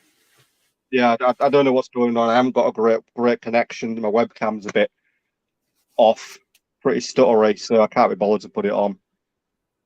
Oh, no worries, mate. It's fine. Probably a lot of people are probably watching Stranger Things or something. Who knows? So, how's things been with you since TF Nation? Not bad. Probably going to need your help at the weekend, mate. Probably on Sunday, because I need your editing expertise. Oh God, what? I'm just having a bit of problem trying to put a video together for TFN. It's not quite working. I do charge £100 and free beer for life. Sounds fair, right? Chat, I'm does pretty that sound sure I fair to already you? owe you a hell of a lot of beer. Since I was legal to drink beer in pub when I was 18. Along that list, that number is getting ever bigger.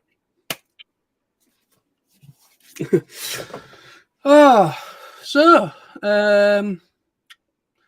TFN, I guess. Let's talk. What's? But yeah, I only remember Codlioka on Pop and its associated action channel. The name escapes me. Yeah. Sam's looking a bit off colour. Funny. I like it. Anyways, so do you want to talk anything about TFN, mate? What your did you enjoy yourself? What did you get up to when you finally got there? That is. Yeah, just take the floor, mate. Talk about TFN if you want. TFN was it was very. It wasn't really weird to be back. It didn't feel like it had been 3 years. Essentially, it felt very, very normal. Like putting on a suit you're familiar with. What's the expression? Putting on an old suit. It felt like that. It didn't feel like we'd been away for 3 years. It felt like it had just been yesterday that we'd stepped into that hotel.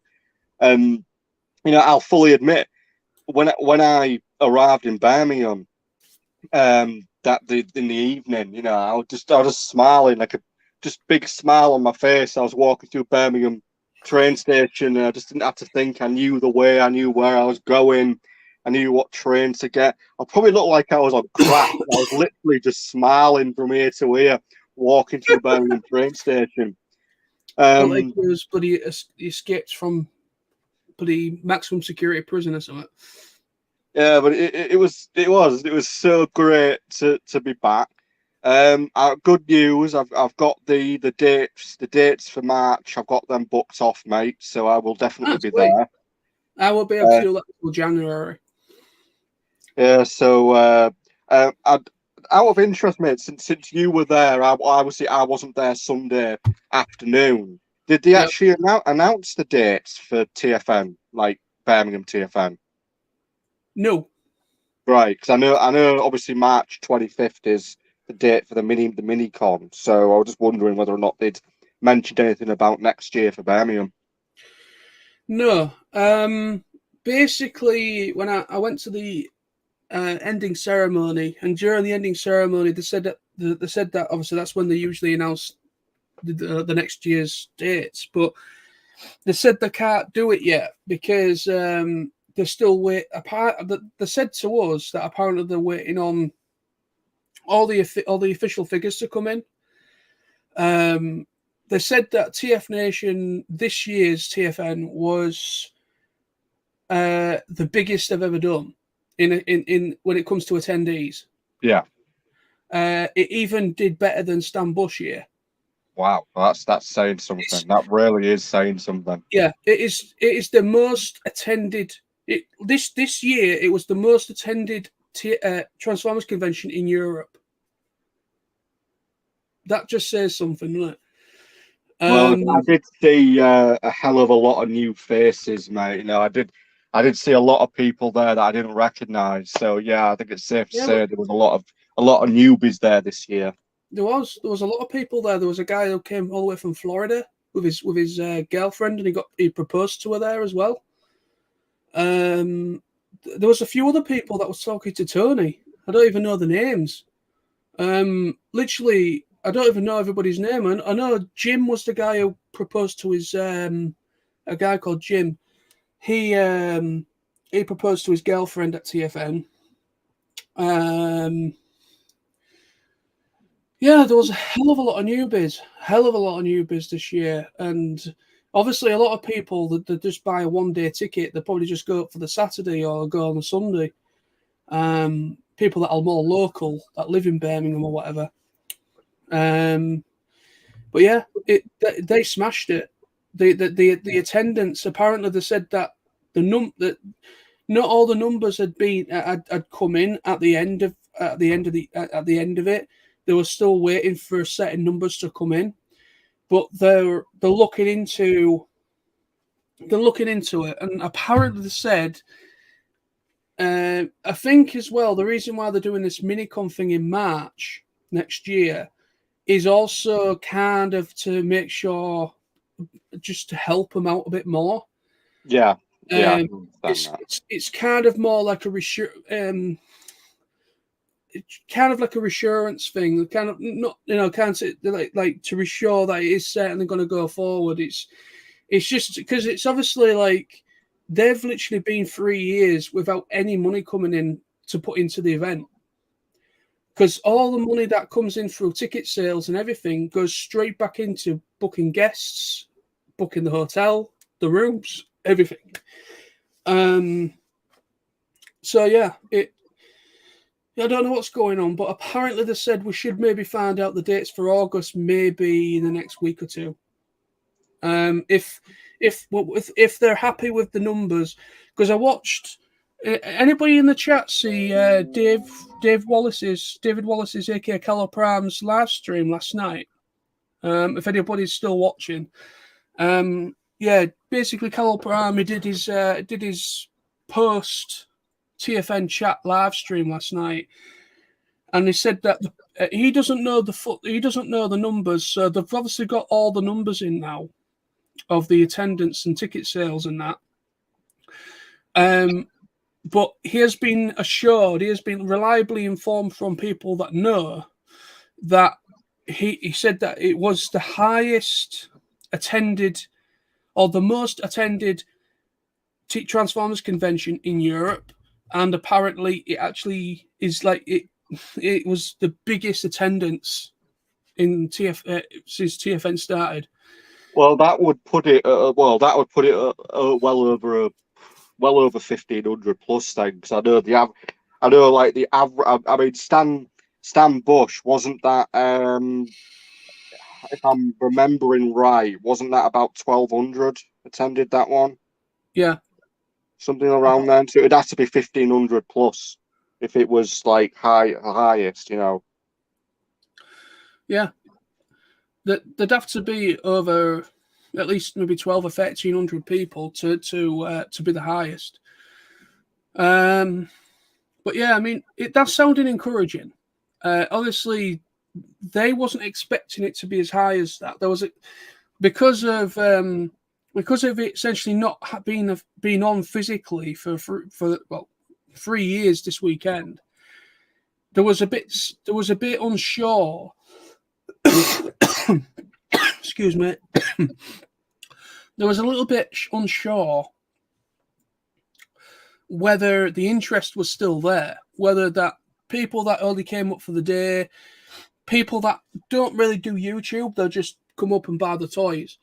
They thought that a lot of people probably turned their backs, and also the price increase as well. There was a bit concerned about that because of how much the tickets was this year, whether that would cause a problem.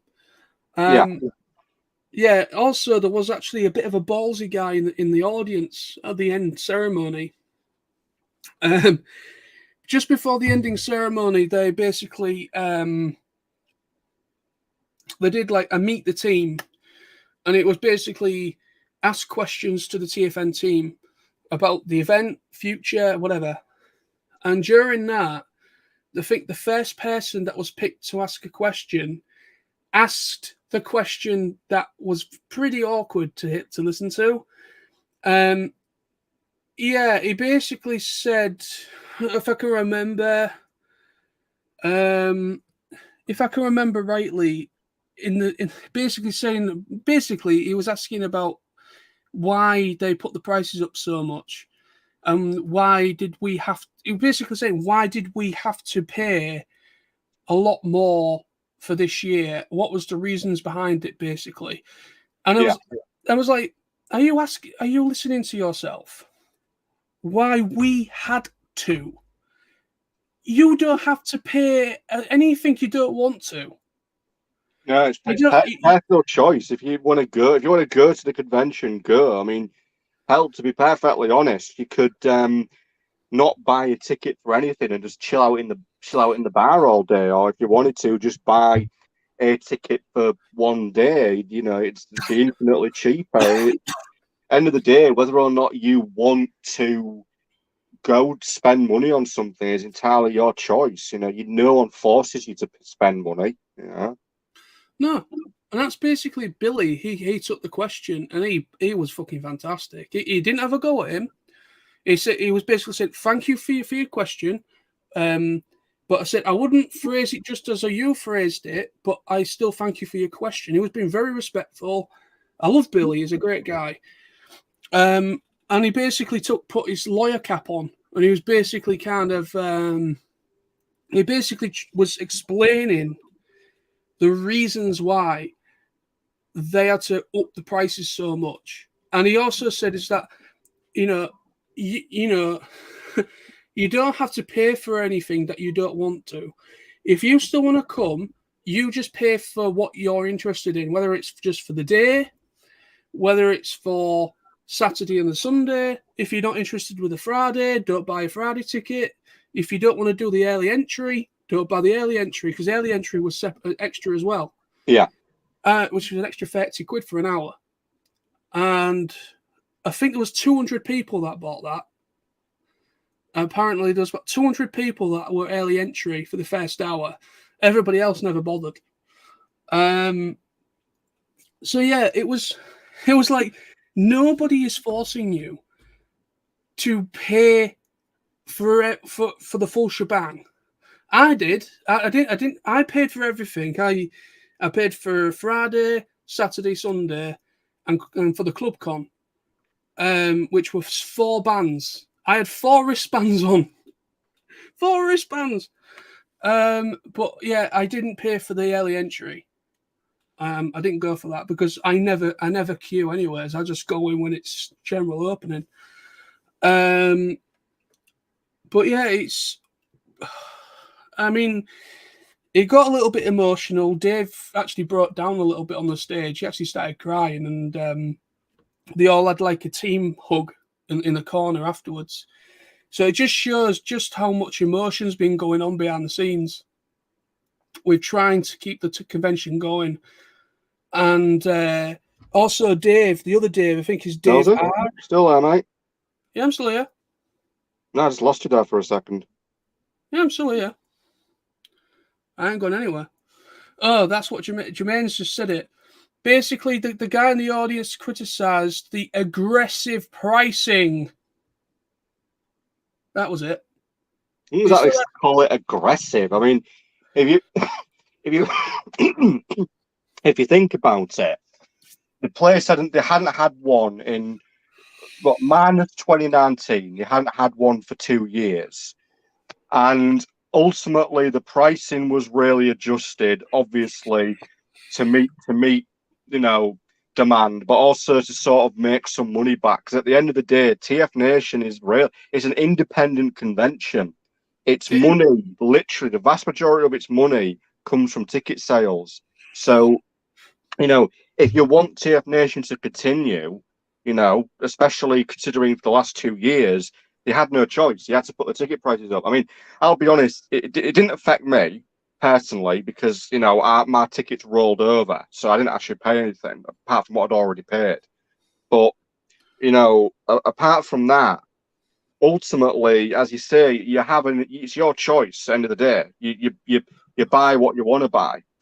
Exactly. I mean, me personally, if it came to it, I'd have been happy just to do the Saturday and the club con. If I couldn't generally, if I couldn't have afforded to do Saturday and Sunday, I literally would have just done the full Saturday. It would have been fine. Yeah.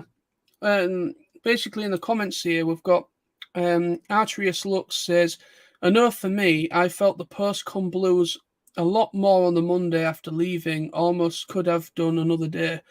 To be honest, yeah, Post-con blues. Yeah, I agree, 100%. I mean, I've just been feeling mentally worn out the last couple of days, and I've been thinking to myself, it's because of TFM. I haven't had a great TFN time in 2 years, and as a result, going back there and then coming up, and in offence, really, my TFN for me really felt like a brief visit because I didn't get there till Friday night, and I was leaving by 12 o'clock, well, 1 o'clock Sunday. So I literally really felt like I was only there for a fleeting moment, but really it does get to you, you know. I mean, I think it's just because you have a great time, and for the amount those days that you're there, you don't have to think about reality for those few days. So, you know, when you go back to reality, you just feel shit. Yeah, exactly. Jermaine, Sam, the basic story is they can't guarantee a next year because of cost, but they are trying. So that's basically what Well, Jermaine said. to be perfectly honest, based off what I read on Twitter this morning from Billy on Twitter, I do get the strong impression that we will probably know, as you say, Nosy, we might know in a few weeks as to whether or not there will be a main TFN next year. I mean, the March one's, or that's happening. I mean, that's confirmed to be happening. But I generally think, I think there's a possibility that there may not be a big TFN event in Birmingham next year. It may just be the March one, Yeah. but we'll see. I mean, I can understand the situation perfectly. I really can. But as I say, we'll just have to see what happens in the next few weeks. Yeah, exactly. And Jermaine says as well, yes, I saw the live stream, Callow Primes, and he says, and it was a similar story to what they told us at the end of the convention. A big problem is the contract with the Hilton has now ended. So they Right. need to pay for that again. Right, So, yeah. Yeah. So, I mean, I heard rumours, I don't know how true this is, this could be speculation, but I heard some chatter that they may be looking at alternative hotels for next year. Yeah, I've heard that. I've heard that rumor for at least 3 or 4 years, mate. I think a few people have. I'm honestly not sure. I mean, Birmingham wise, I really don't know what other hotel there is in Birmingham that has the same facilities that the Hilton does. It I may don't. well be. You know, I'm curious about something, mate. What if the March Con? What if that's a tester? Because obviously that's in Manchester. What if they're literally doing that to see whether or how well a Manchester meet would go? Because obviously it's going to be somewhere. It may not. It could be in a hotel in Manchester, and Hey, maybe there's a hotel in Manchester that they want to test out. So they're doing like effectively a 1 day convention, and they're going to see how well it goes. maybe, but they did one back in 2019. They did like a meetup event in 2019 as well. But it could be that. But to be honest with you, I don't know.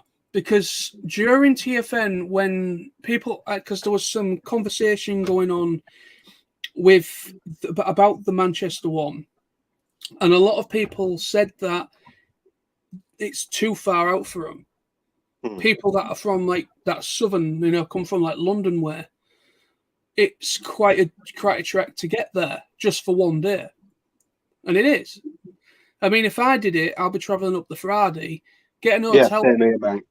get an hotel, and then come home another Sunday or whatever. I'd try and make it at least a 2 or 3 day thing, because if nobody's there the Friday that I get there, it's Manchester. You could go for a good old walk and go around the geek shops. Oh, you'll have me, mate. I'll be going. I can keep you company. Oh, fucking hell. We could discuss my amazing collection of spoons. Are you trying to tell the chat that you enjoy spooning? I mean, who doesn't? I was on about actual spoons, mate. Oh, right. You You know, started breaking up a little bit there, and all I had was spoons. yeah, I mean, entertain you on the Friday with my amazing collection of spoons. Brilliant. We could talk about it all day. Yeah, forget Transformers, mate. Spoon collecting. There are so many spoons. Oh, God. Imagine it. TF spoon. We sound like a really dodgy kind of convention that you have to be over 21 to go to, and it's only after 9 o'clock on a night. It does. Jay says that guy sounded like a piece of work. To be honest, yeah, the way he phrased it as aggressive pricing, I'm like, nobody's got a gun to your head. Nobody's forcing you to pay the full shebang. I did. I took that. That was my decision. I paid for a Friday entry, Saturday entry, Sunday entry, and for ClubCon. All separate prices. I did that. Personally, I did that to support TF Nation. They needed money. They needed the money. And I thought, you know what? Yes, it's expensive, but I want to support them. So I paid for the full shebang. Everybody else that attended TFN, they either just paid for the Saturday and the Sunday ticket. Some people did the same thing as me, Friday to Sunday. Other people only paid for maybe a day ticket, like a Sunday ticket or Saturday ticket, so they can at least go around the dealer room. That was it. It is down to you how much money you spend. And the fact that that guy phrased it in such a way, he was a bit of a dick. Even though Billy is a very respectable guy, he's a great guy, they didn't want to price people out of the convention like that, but they had no choice to bring a very, very, they had no choice but to put the prices up like they did. I mean, like I say, Friday, they never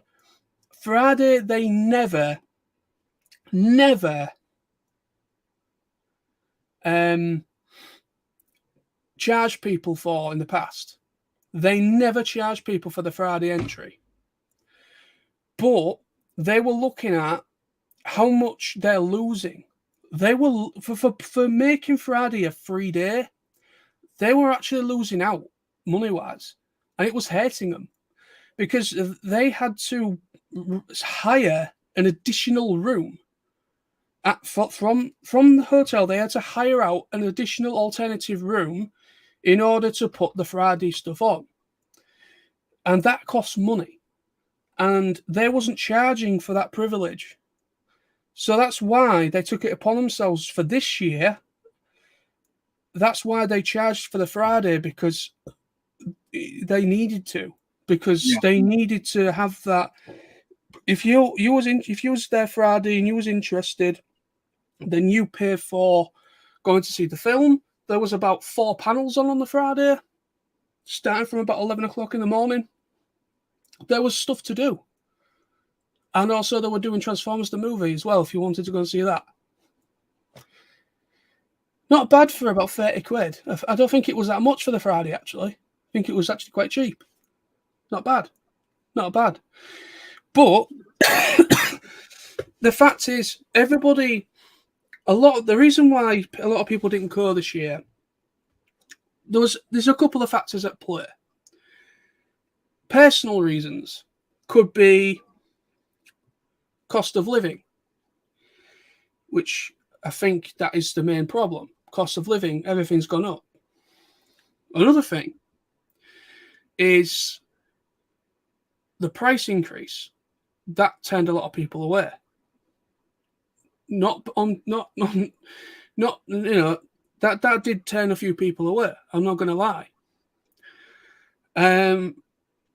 But yet, at the same time, people do understand why they had to do that.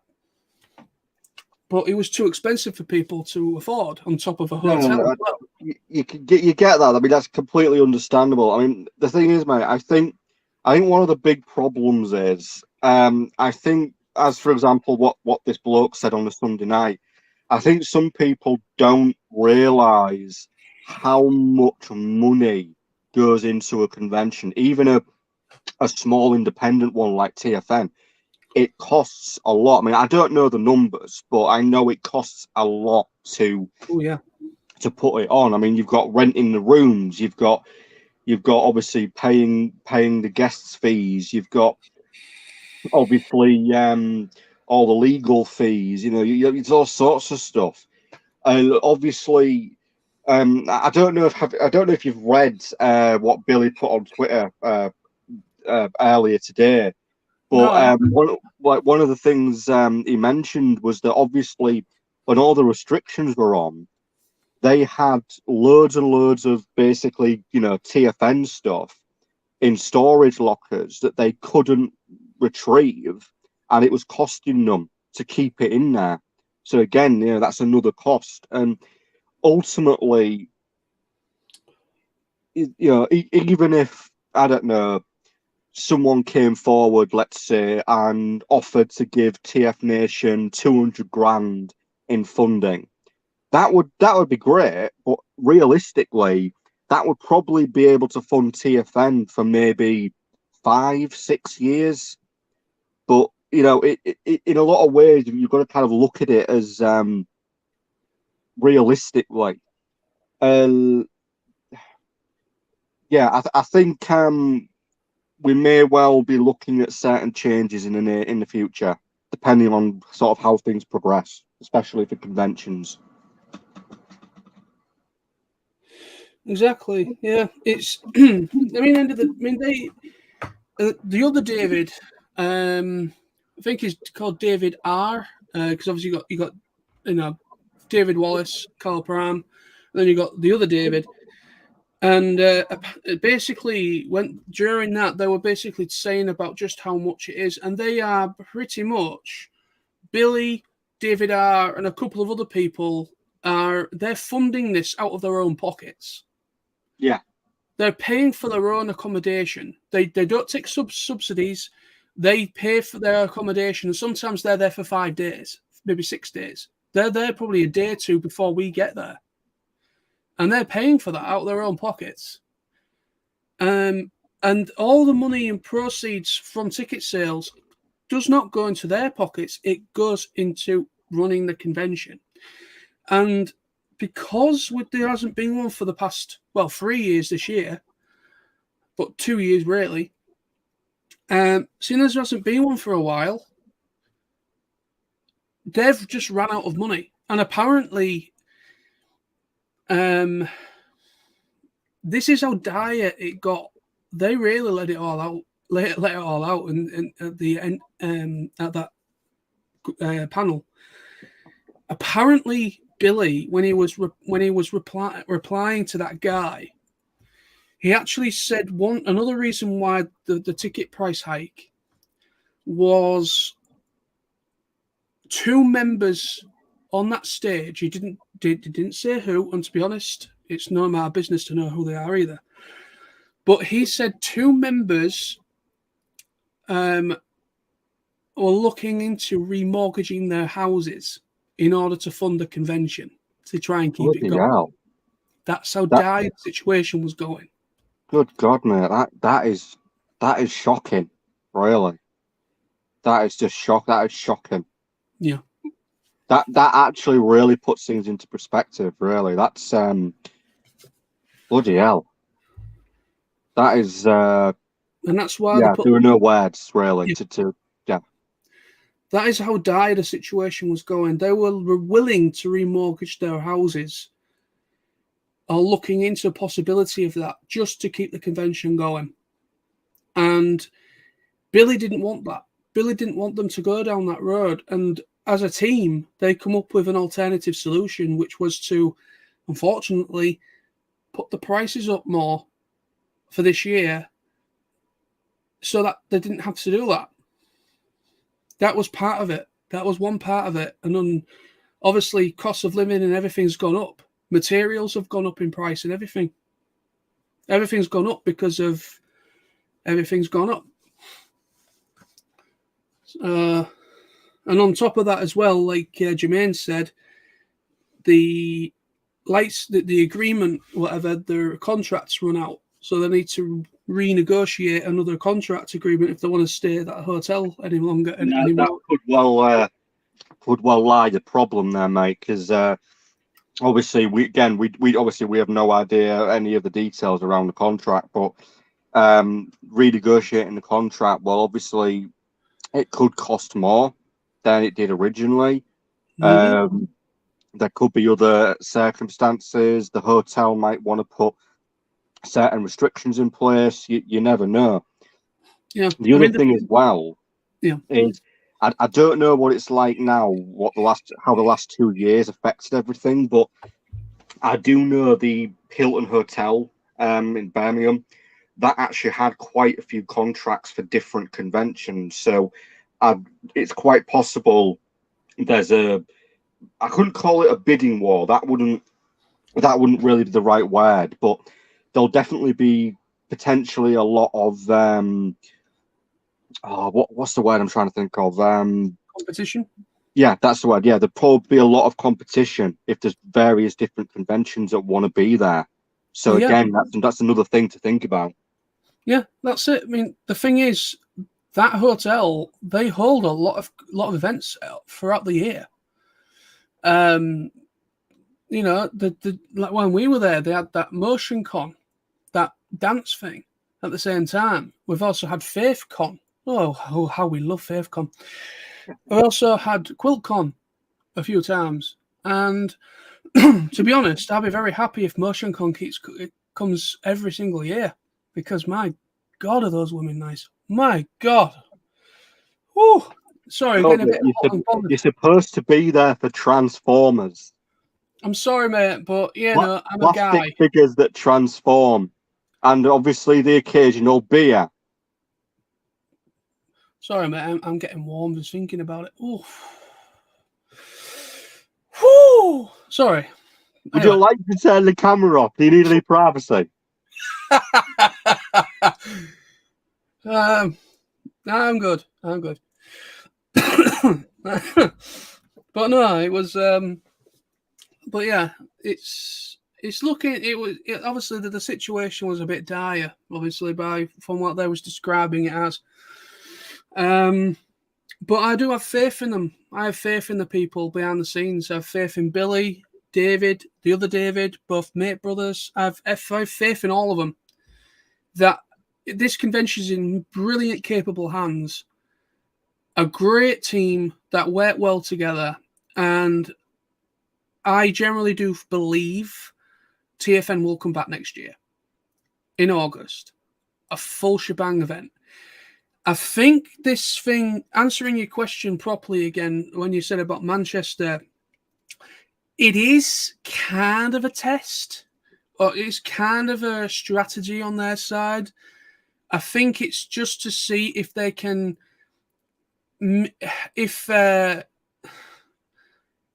just to give them a bit more additional funds. I think it's generally to help them out with additional funding. And it's also another opportunity for people that couldn't come this year to be able to see their friends next year in March. That's the two reasons. One, it's extra revenue, extra money to put into the event in order for hopefully August to go forward. And then the other side of it is that they was well aware people couldn't come because some people had COVID, tested positive for COVID. Some people couldn't come up because of the train strikes on the Saturday. And some people missed out generally because of whatever's going on at home, cost of living or whatever. So people, unfortunately, could not come. And that is why they come up with the idea of Manchester Minicon, was hopefully anybody that couldn't come, hopefully anyone that couldn't make it, are able to come and see their friends that they haven't seen for a couple of years. And that's basically the point of why they're doing it. Now, it is going to be a hotel. I can't remember the name of the hotel, but it's a mini-con. It's going to pretty much it's going to be what you would expect for TF Nation, but it's just going to be on a smaller scale. Yeah. Because it's for one day. But it's going to be... Have you released any information about it yet? No.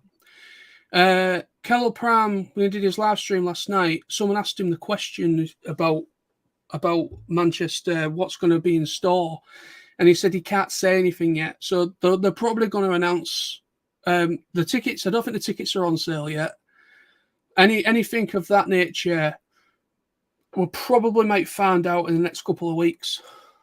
They might maybe do an update in a couple of weeks, what's going on for August, possibly, and also they might maybe release the tickets for March, in a couple of weeks as well. Because apparently during the stream they are currently working on TF Nation stuff at the moment as we speak. The convention's just finished and they're literally still right back into it. So they're currently working on it. No, I know, mate. I really do have so much respect for them. I mean, it must be. I don't know how they do it. The fact that they never stop. They're literally 24 hours a day, 7 days a week, 365 days a year, literally keep planning convention. After, I don't know how they do it. I really don't. I don't know how they do it. Because they've got their own jobs, they've got their own occupations, they've got their own homes, they've got kids, they've got lives. Well, not all of them have got kids, but they've got their own lives. They've got other stuff going on as well as TFN, and all their spare time is used up. They sacrifice so much to put this on. Each and every year. And it's just, yeah. It really is, and I can understand why there was so much emotion at the end when a couple of them almost started to break down. And also, this was a really nice, heartfelt thing. Another person asked a question of, if you had as like your dream target money, you had loads and loads of money. If you had loads and loads of money and you could book any guest you wished or do whatever it is you wanted to do for the convention, what would it be? Or who would you book? And that was basically just a question someone else asked. And basically, Dave jokingly said maybe like TF Nation Spain or something. Like, go to TFN to Spain or something. And then David R, the other David, he replied and said, what I would basically help try and support our great volunteers, be able to treat them for all the hard work that they do, and they sacrifice their weekend and they help us out more than they know. And the fact that they generally cannot afford to really thank them as much as they want to. That was basically that was a very wholesome thing, is that if they had the money, that is their main priority, is to thank their volunteers. The guys in the pink shirts. Yeah. And that was his response, and everybody else was the same. Is that, everybody that volunteers every year, they do get thank yous, they do get some appreciation for their hard work, but they generally, all their money, the people that fund this and put their money into this event, they generally cannot really afford to treat them or to thank them the way that they want to be able to. And he said that if we had the money to be able to do that, we would really go all out and we would thank our volunteers, and that is their priority, is to thank their volunteers, because without them, the convention wouldn't happen. It just wouldn't. They just wouldn't be able to manage. No. I don't mean this in any disrespectful way. But I feel like this sums up TF Nation, right? And again, I do not say this in any disrespectful way. I'm saying this because I think it really applies to TF Nation as to what TF Nation is. When you really think about it, TF Nation is the working man's convention. Yeah, pretty much. It's a convention that is supported by everyday working people, financed by everyday working people, and ultimately is, how can I say, is organised and run by everyday people. It is a community. It isn't like, San Diego Comic Con, which has, massive amounts of money and a huge network of various deep pocketed people, let's say. TF Nation is there for everybody that can't go to San Diego Comic Con because they can't afford it. It's very much the working man's convention. And I mean that in the most respectful way. It is, because, it's fans that are running it. They are fans of Transformers as well. And they are normal people just like us. Working people, got their own jobs, own lives behind the scenes. Yeah, that's very true. And the people that are attending it, like me and you, for instance, we are no different to them. We work part-time, full-time, whatever it is. I don't have kids, I don't have a girlfriend or a wife or anything, but, I've got my own life and I've got responsibilities and such.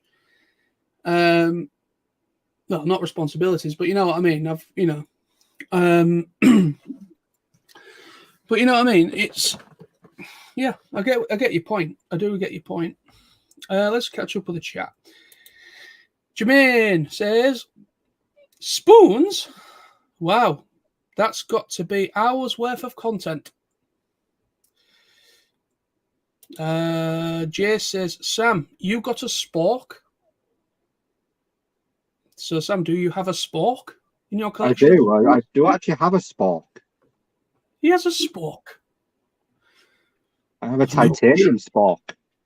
Ah. Luke. Use the spork, Luke. Luke. FaithCon question. Yeah, FaithCon. Basically a Jehovah's Witnesses. Jehovah's Witnesses, yes.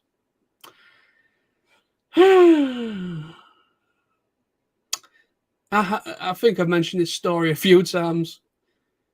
Sam knows what I'm going to say, don't you? Yeah, I know exactly what you're going to say. You're going to mention the whole incident where you were wearing a specific Hellraiser t-shirt. Yes. Yeah. I forgot about FaithCon. I didn't quite realise what t-shirt I put on in the morning. I got a fresh one out my case, put it on. After a shower that morning, come out. I think I was going down for breakfast. Go to the lift. The door opens. Oh no! There was a family waiting for the lift as I was walking up. There was, mom and dad and a little boy and a little girl. So I'm stood there, and then I noticed them, the parents, like looking at me. They didn't say anything, and they just had this very awkward smile, like a morning smile. So I smiled back. And so I get into the lift. The lift comes. I get into the lift. And it was the most awkward situation. I caught my reflection in the mirror in the lift. And I looked down. I thought, oh, shit. I didn't realise I put my pinhead t-shirt on. And my pinhead t-shirt says this. God's busy. Can I help you? And yeah. That was a very awkward lift ride down to the breakfast, and they never said anything. They literally did not know where to put their eyes. They were just constantly staring and trying to look away, And I was like, I'm gonna get something here from these lot, like some sort of like blasphemous or whatever, that kind of bullshit. And I thought, I'm going to be ready if they say something. But they didn't. Luckily not. But yeah. You could have said, Oh yeah, the T-shirt. I'm basically part of the local Devil's Bible Club. We're having a bit of a meet up at the hotel to discuss our Lord and Master Satan. Yeah, that'd have been good. And Jace says, John is heated. Oh, my God, Jace, if you was there, you would be heated as well. My God, I've never seen such... God, those women were gorgeous. Some of them were too Barbie doll for my liking, but some of them were bloody beautiful. And no disrespect there, each to their own. Whatever's your style. I'm not going to criticise anybody in particular. I'm going to make that perfectly clear, but my God. Oof. Jesus. Anyway, Jermaine, I was born into Jehovah's Witnesses and I was a prominent one for 17 years. Yeah, I remember you mentioning about that. Jermaine, and I think it was Chris Six Shot as well. You mentioned. I think you both was Jehovah's Witnesses and friends as a kid. Yeah, 17 years. Yeah, bloody hell. I remember you mentioning that at TFN. And by the way, we don't mean any disrespect if you're about anything. Each to their own. Everyone's got their, might believe in God or whatever their faith is or whatever they practice. It's all good, but it was just a funny story, and it was a very awkward situation with a pinny shirt. And then obviously throughout the day, everybody was commenting on my t-shirt saying, "Bloody great t-shirt, mate." And I'm like, "Thanks." And it says, yeah. Meanwhile, there was a priest following you around, throwing holy water on you and revising. Yeah. You know what? Funnily enough, I wondered what that bit of water came out of nowhere. And I thought, is there a leak? I don't know. So it could have been someone trying to chuck holy water on me. Jermaine, I find it amusing when I see my former running mates at the Hilton. Sweet. But yeah, I mean, I've got every faith. I think TFN, August TF Nation, the proper convention, I think it will go forward. I think it will happen. They're just being cautious. The reason why they didn't mention dates is that they don't want to kind of give people that they don't want to mislead people, which is fine. They don't want to kind of release the dates and then a couple of weeks down the line say, sorry, it's been cancelled.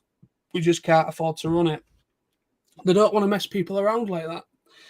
So that's the reason why they took the decision just to give us the date and to mention the March one. And I'm definitely going to that because obviously Manchester for us, me and you, Sam, it's not far at all. It's only about an hour and a half, 2 hours max on a train. So, you still there, Sam? I think Sam's gone. I think Sam has gone. Can you not hear me? Yeah, I can hear you now. Can you hear me? I'm still here. Oh, good. I think I just cut out there for a second. Oh, good.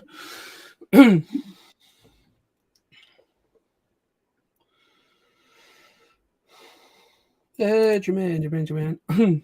I'll be in Manchester unless something unforeseen happens.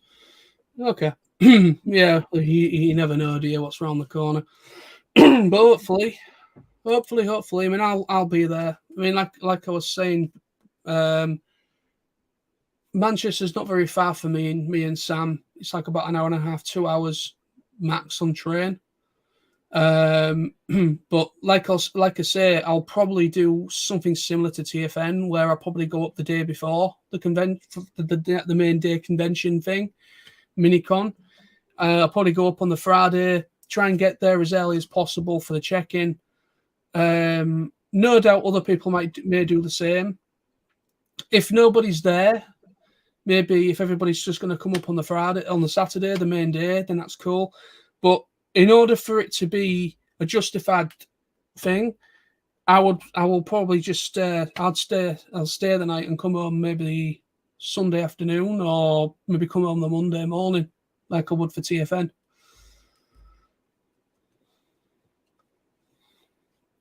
So, yeah, I'll probably make a full trip of it. And also, it'd be nice to see people again. And any people that couldn't make last weekend this year, then hopefully might see people there that couldn't make it. That'd be nice.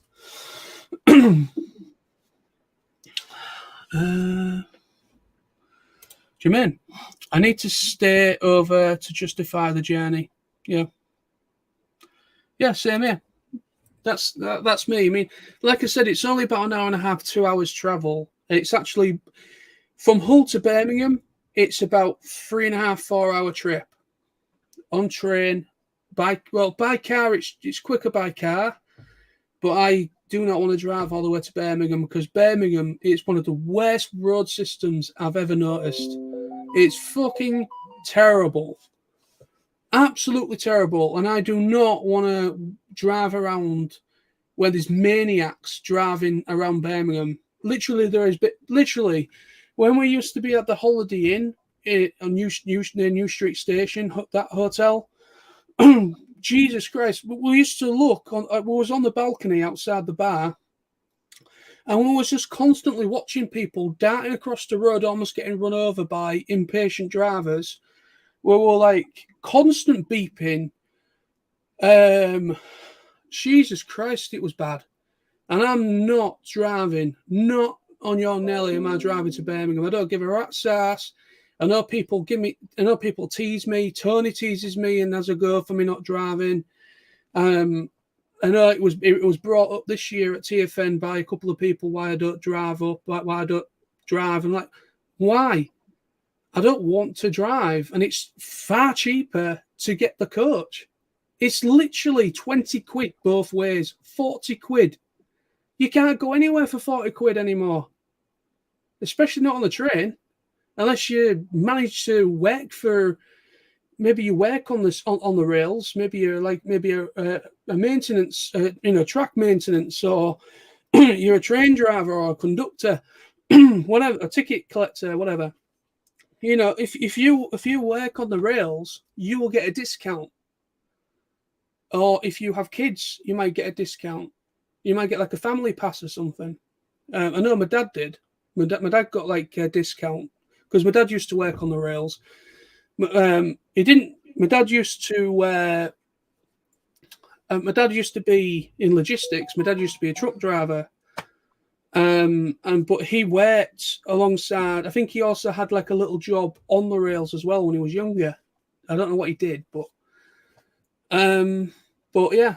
So because of that, my dad was able to get me and my mum. We could go out for the day, go up the coast, or go somewhere. I mean, it wouldn't cost us a penny because it covered me. Because I was a kid. Because I was a kid at the time, they didn't have to pay for me. Kids go free on this pass, and my mum went free because it was 2 adults. It covered my dad and my mum as adults, and under this pass, I was a kid. They didn't have to pay for me either. So I was able to go out for a family day out and it wouldn't cost us a penny. So, that was good. But unfortunately, nowadays, I don't have that luxury. I can't get any discount off or anything. But you can't go anywhere these days for 40 quid. And the cost of petrol at the moment, I'd have to, I'd go for, the cost of petrol at the moment, it's ridiculous. So that's why I always opt to go via the coach, because it's just a lot easier. It's a lot cheaper. And I'm not paying £100 and odd, nearly 200 quid for a fucking train travel just for the same duration of travel. No, thank you. Not doing that again. I've done the whole train thing. Sam knows just how bad it was for going up there and coming back. It was fucking awful. It is. I remember when we the reason we stopped going by train was because John knows what I'm going on about here. We basically on the journey back, we spent 3 hours standing up because there was nowhere to sit. Even though we had booked seats, we actually had reserved seats, but we couldn't get anywhere near the reserved section. Everyone was stood in the train was that full. We had to stand in sort of the middle bit near the toilets effectively for 3 hours with all of our luggage, and it was just the worst 3 hours ever. And after that, we all vowed we're never doing train again. We just did coach, which is so much simpler. Yeah, it was. It was a hell of a lot. I mean, Tony wasn't too bad this year. He moaned a little bit on the way home, but going, it wasn't as bad. But on the way home, my God, he was fucking moaning bastard. He really was. It was warm on the coach, but once the aircon was on, it was fine. He was complaining about the leg space. He was complaining about having to move his bags because there was other passengers coming on the coach. I'm like, you'd have to do the same thing on a train. You know what I mean? But he's constantly trying. Tony is. I love you, Tony. Really, if you're watching, I love you, mate. But man, he always tries to get me to drive, and he always tries to go through Sam to get me to go to drive as well. And I'm like, for fuck's sake, I don't want to drive. It's not a holiday for me if I've got to watch what I'm drinking and eating the day before because I've got to watch how many units I'm consuming in order to drive home. And that's not. I don't want that. Yeah, I'm on holiday. I want to chill. I want to be able to do whatever I want to do, and not have that thing saying shit. I've got like a 2 hour drive home, maybe 3 hours drive home. So I maybe can only have maybe 4 pints max, 5 pints max, in order for me to not be over the limit when I'm coming home. Because at the end of the day, I don't want us to be involved in an accident. I don't want to total my car. I don't want to kill a good friend. You know what I mean? So let somebody else kill us instead. Let the coach driver do his job.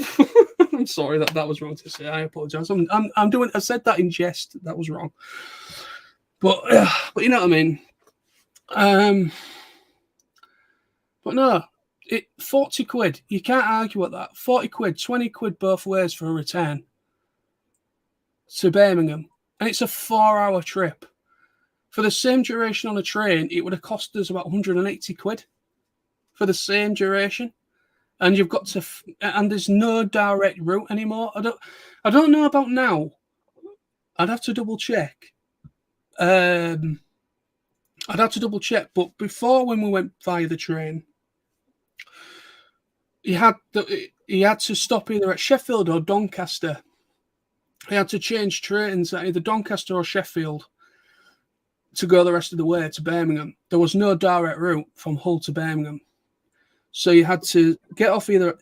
Sometimes it was Doncaster, sometimes it was Sheffield, and you had to get off at either one of those stops. Then you had to faff around. Sometimes it was a mad rush because we literally had about 5 minutes to catch the next train. So we had to literally run like freaking headless chickens with all of our luggage to try and get back on the train in time.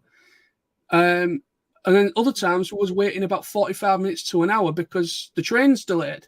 So it was like, you know what I mean? So without having to have any sort of unnecessary stress, just with the travelling situation, just cut that out completely. The coach is perfect. Yeah, I know some people don't like being on a coach. There's nothing worse than being sat on a coach for a long duration. I've done it. I've done frigging Blackpool on a coach, and Blackpool is a frigging long way. And I've done that a couple of times, and that was long. That was a long freaking day. And also, I've done Hull to Swansea on a coach just to go and see a football match. And I didn't get home till 2 a.m, and I was at work the next day. So yeah, it was a long day. So I'm kind of used to long coach travel. I'm kind of used to it, but yeah. Let's catch up with the thing here. Jace, Primus is the creator. Jermaine, I'll be in Manchester unless something unforeseen. Oh, I've already done that one. Sorry, I'm going through. Oh, there we go. Cheers. Bargain mate, tell Tony shut it. We always do, but you know what Tony's like. Yeah.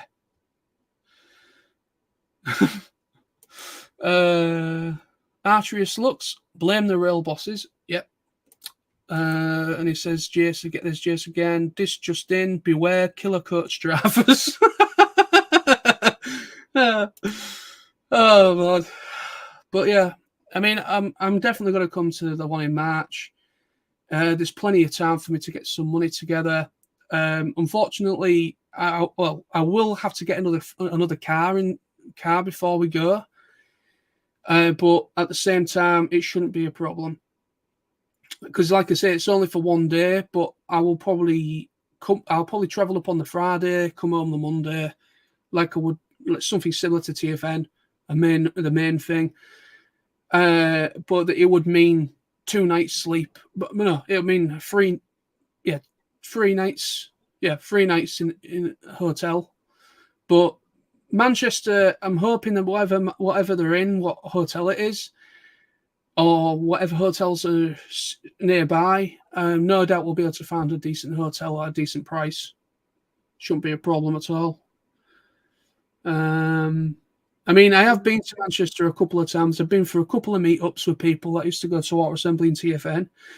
And I went to meet up with a mate of mine. Went to go meet her in Manchester.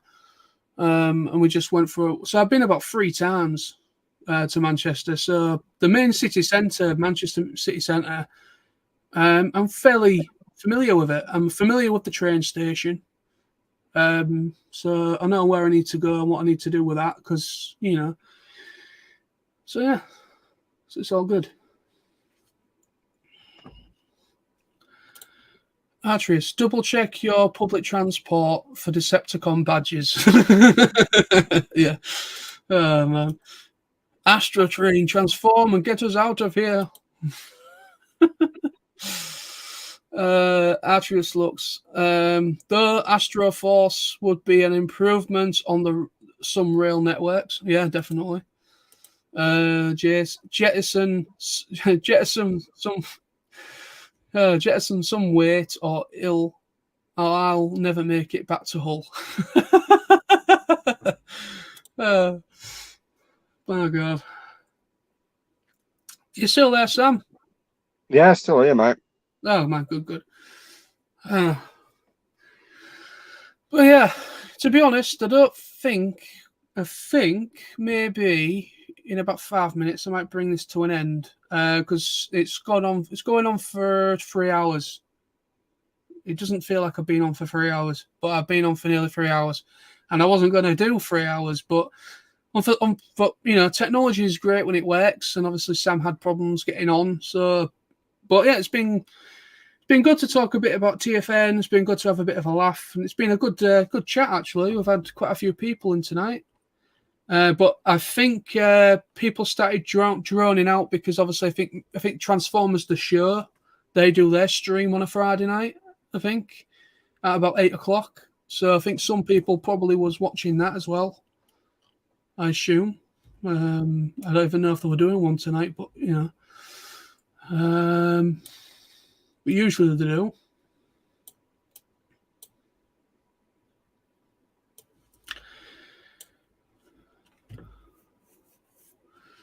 Arterius. The extra weight being all the toys bought. Yeah, definitely. Jace, so true. Yeah. Oh, man. But yes, it was a great weekend. I had such a good time. Good to see everybody. Good to see everyone that's in the chat, except for Jason Arterius. Did you go to TFN Arterius?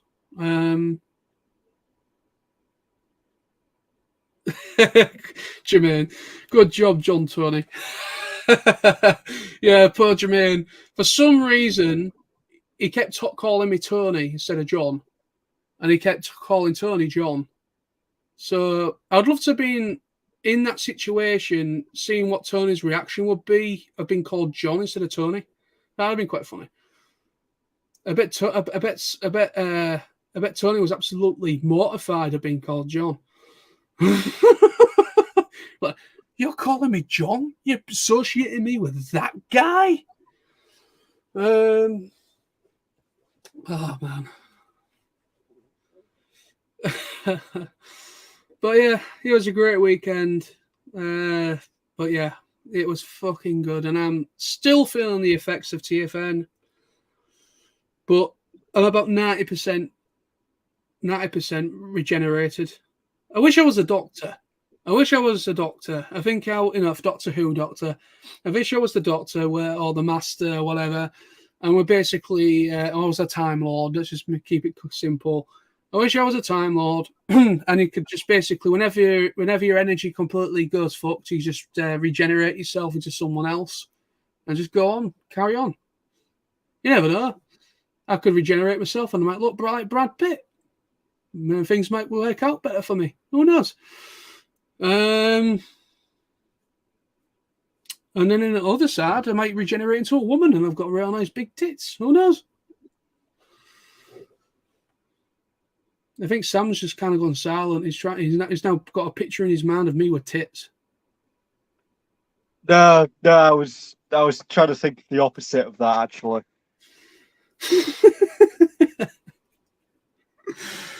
Oh man.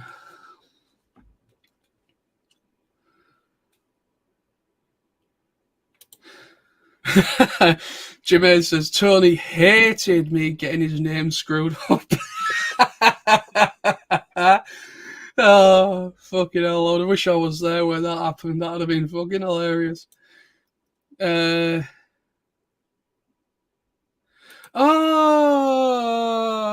Archerist Lux, it's Ben Hall. My God, sorry, pal. I didn't recognise the freaking screen name. Yeah, sorry, pal. Yeah, it was good to see you, by the way, Ben.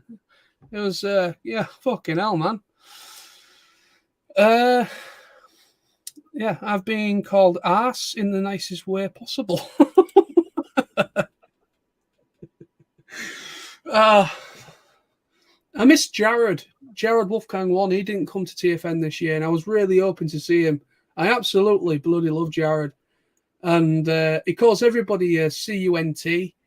See you next Tuesday, or Thursday, whatever your preference is. Yeah, but when he calls you a CUNT, it means he likes you. If he calls you a prized CUNT, it means he completely loves you, hates you. But it's funny. I love the guy. He's such a character. He's so good. He's so funny to be around, especially when he's drunk. It's quite funny. So I remember doing an all-nighter, and it was just me and Jared in the bar. Everyone else was gone to bed, and there was only me and Jared. Jared's off his head on whatever, and there's me just on pure energy and alcohol. Still, just me and him sat at a table, staring at the bloody cleaners hoovering the carpet in the hotel.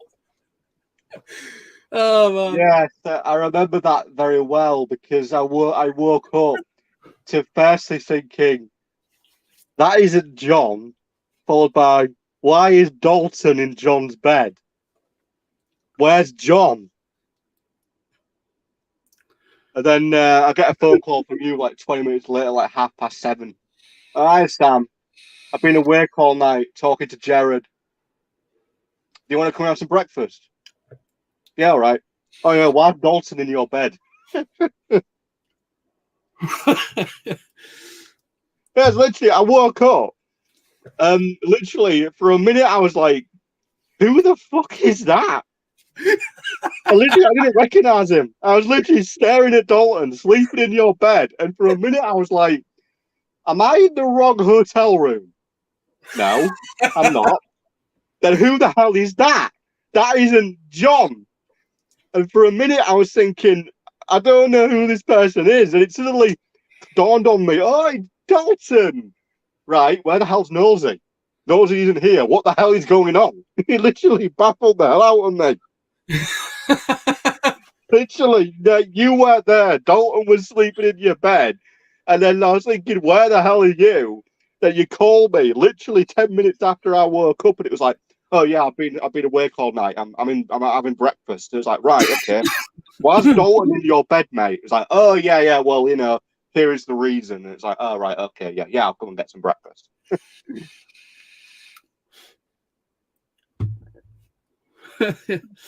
Oh man, yeah, I miss Jared. It was great. He's just so funny, especially one time where he called where I was sat with I think it was George, Exaggerated Elegy, Jared. I think J-Bot was there. I don't know. It was like it was George. Yeah, it was Jeff, and George. And this was the year that for some reason Jeff said I had real nice nipples, and he started. Oh yes, I remember that. Yeah, it was that year. He was very drunk. Very drunk. And we were just sat there, man. I was just minding my own business, talking to them all. And then Tony came up to me real abruptly and he said, Nosey, give me your hotel key. I want to go and get a shower.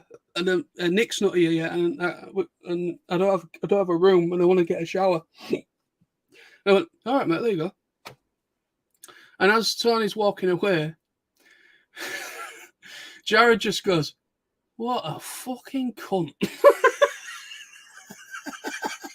I was just standing there, just burst out into laughter, and I was just like, he's just like, how the fuck does he think he is? And I just went, that's Tony for you. Oh, fucking hell. He just cracks me up. He doesn't, he's just that type of guy. He just cracks me up every time. He's so good.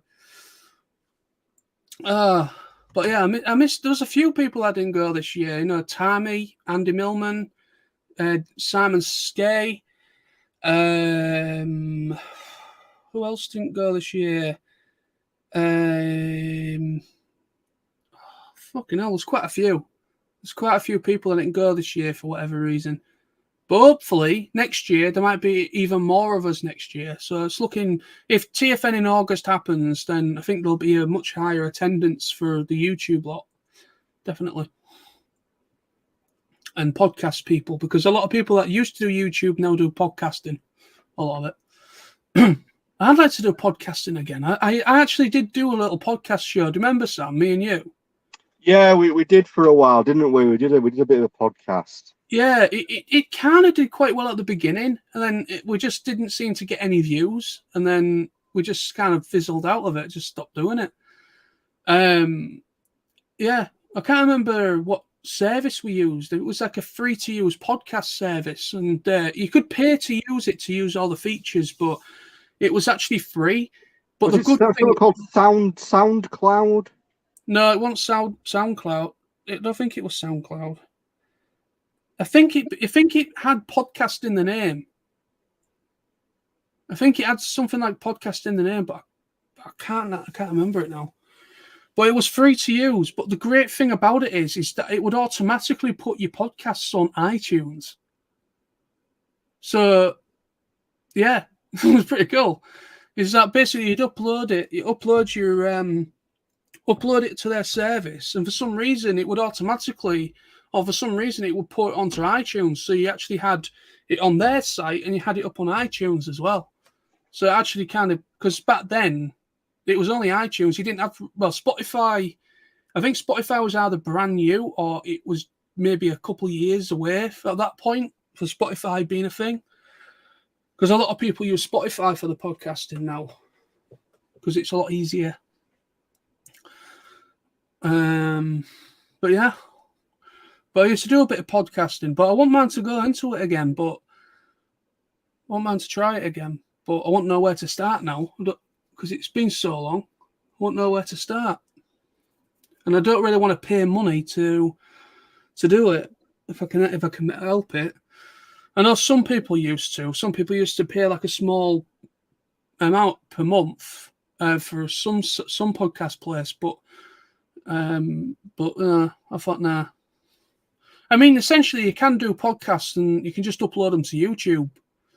You can kind of do like a show, like I'm doing now. You can do a stream. You can just do a stream and just do it as like a podcast. And then, if you wanted to, you could like convert it into an audio track and then just upload it to some sort of an audio place as an actual podcast.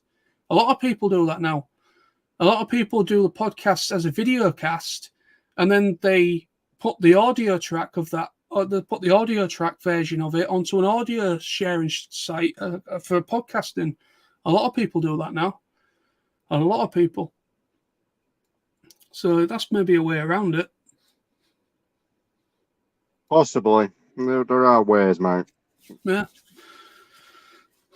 I know that Star Wars Theory, he does that. He does all the videos that he does, and he also does additional stuff. He has his own podcast now on Spotify, and he has additional stuff that is just for the podcast side.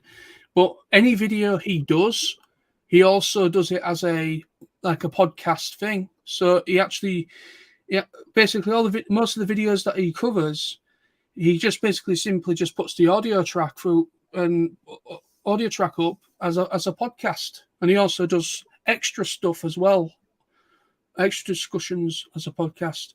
So everyone's doing it. Everyone's doing that. They come together, make a video out of it, and then share it as an audio track and just upload it to Spotify or whatever, or SoundCloud or whatever. Where are we with the chat?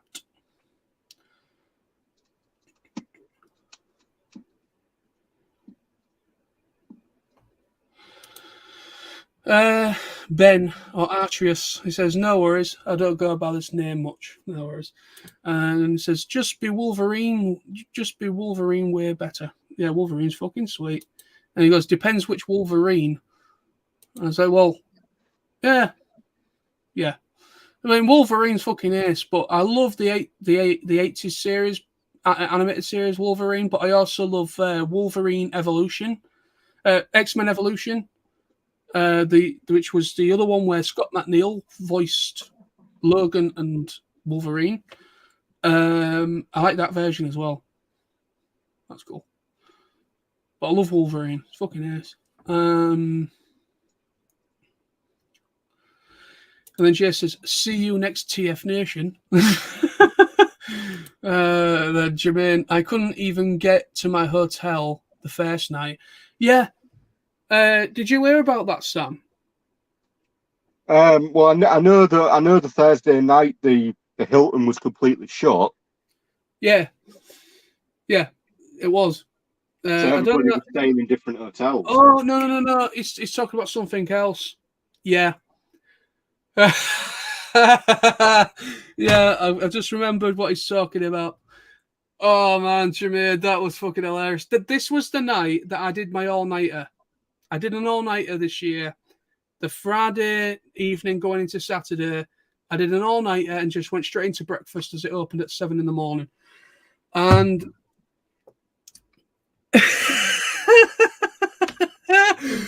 oh man, Jermaine, I love you, man. I really do. But man, he right. I'm talking to a few people, including Jermaine, and so a few people start to leave. Jermaine's at the Ibis or the other side, airport side. That's where he was staying for the whole thing. He leaves, and we all say our goodbyes, and we think he's gone. A few hours go by. We're still in the bar. This is about 3 or 4 in the morning, probably about 3 in the morning. Jermaine pops up again out of the blue. And we're like, wait a minute, what are you doing back? And he's just like, I've just been walking around this whole area trying to get back to my hotel for the past 2 hours. He was walking around the whole area of the NEC, car parks, everything, for about 2 hours trying to find his way back to his hotel. And he said there was literally no way getting through without going through the NEC and taking the monorail to the other side. There was literally no way of doing it. Yeah, doing it literally. They shut the NEC at midnight, don't they? About 12:30 is when the monorail stops. Yeah, and after that, you've literally got no. Well, the only way to do it is a taxi. It's the only way. Yeah, that's what I've done. I did taxi, but yeah, so the poor guy was walking around the whole NEC area for 2 hours. He comes back and he stays for like another hour or so, has a couple of more drinks, and then he, at about 6 in the morning, this is at 6 in the morning, just before the breakfast opens, about 6, half 6, he then attempts to go back to his hotel again. And then eventually, obviously, the NEC's I think's open at that point, and he goes and he finally gets back to his hotel, I think. And then, yeah, my God, that was hilarious. That was absolutely hilarious. Ben, it says, kind of wish I'd stuck around the bar, but didn't spot anyone I knew. May have been blind and didn't want to interrupt anyone's groups. Oh, don't worry about that, Ben. It's fine. I mean, yeah, I know where you're coming from with that. I'm guilty of doing the same thing. If I see some people that are in a very engaged conversation, I probably would wait my turn to approach them. Maybe when a person like gets up to go to the bar for a drink, I may then approach. But if you see people that are really properly engaged in a conversation of some kind, yeah, I'm not one of those people that abruptly approach them, break up their conversation, and then join them. I find that's quite awkward because sometimes you can get a funny look, and I kind of think, oh shit, I've kind of broken their conversation a little bit. But yeah, I see where you're coming from with saying that, because I've done the same. I'm the same. I've done the stupid thing of just going up to them, joining their table, and then it breaks their conversation up a little bit, and then they're like, okay, and then they get right back to it again, and I'm just sat there like a lemon because I don't know what to talk about, and I don't know what they're talking about sometimes. So what I do is I usually scan the area. I usually look first. And if there's anybody, like, usually what I would do is any straddlers, any people that are kind of like not really to a group, I'll probably go and approach them. If I recognize them, I'll go and talk to them. And then eventually that will form a group around me. And then, but yeah, I mean, that is how I do it. That is how I do. I don't like interrupting people's conversations, but yet, what I do is I usually observe. I'm very observant sometimes. I kind of read the room a little bit, and then I basically then will approach when I feel it's more fine, because I don't, I just find it quite rude when people do. I mean, like I say, if like there's a couple of people with toys, or that there was a guy with a massive Titan Scorponok, Black Zarak, sorry. They are conversation starters. Anybody playing with a toy, even if they're in a group, it doesn't matter. You can still approach those people and go, "Oh, that's a great toy. That did you get that this weekend?" That's fine, because you're not really breaking anyone's conversation. You're just talking about the toy. That's fine. But when you've got people that aren't really talking, or not got any toys around them, they are literally engaged in a proper conversation. Then you have to read that differently, and that's just me. Sam's probably like, "Shut the fuck up, Dalsey." Probably. Everyone else says that. Nosey. What? Keep talking. Okay. Ben, on Sunday night, that is. Okay. Jace, cleaners like what the fuck? What? Transformers John turned into Dalton. Oh, Jesus Christ. Jermaine, I left the Hilton. There we go. Here we go. Jermaine's back. I left the Hilton at 2:30 a.m. and returned at 4:30 a.m., unable to breach the defences of the NEC. Right, I'm making a move, guys. Nice to hang out. Catch you soon. Yeah, it's been great to talk to you, Jermaine. It was a pleasure seeing you this past weekend. Hope to see you soon. Hope to see you again, hopefully next August or whenever, or even Manchester. I will be there with bells on. Ben, take care, Jermaine. Having said that, I was sat in the bar area before the closing ceremony for a few hours building the RX-78-2 Gundam kit. Nice. Sam, do you want to tell them the story about how you fucked up your model kit that night, that year when we had Gundam kits? Building kit? You mean the Gundam kit I have literally right next to me that has no hands? Yes. Yeah, somehow I built a Gundam, a very, very basic run-of-the-mill Gundam, and somehow I ended up building it and it had no hands. I don't quite know where the hands went or what happened to them. Oh, I should also mention the arms are on backwards. So yeah, the arms are backwards and the hands are missing. So I don't know what happened to the hands. They just, whatever reason, they disappeared. So it's a backwards armed Gundam with no hands. Oh God. Oh man.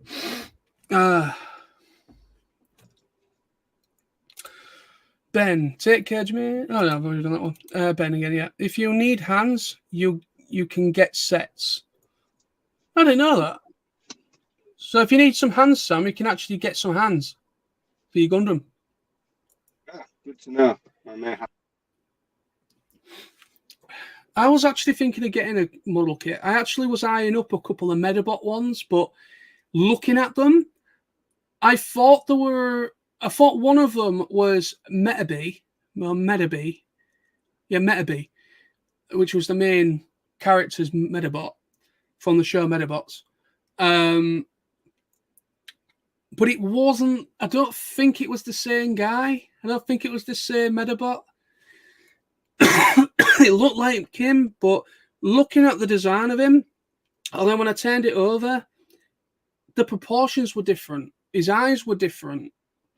Because Metabee, he kind of has just normal green eyes. But that model kit, he actually seemed to have actual cartoon eye pupils and everything. And I'm like, that's not Metabee. And it also the code, his name wasn't Metabee, it was something else. It was a completely different code. And then there was the other one, which was what's the name of that one? It's the grey one with the purple horn things.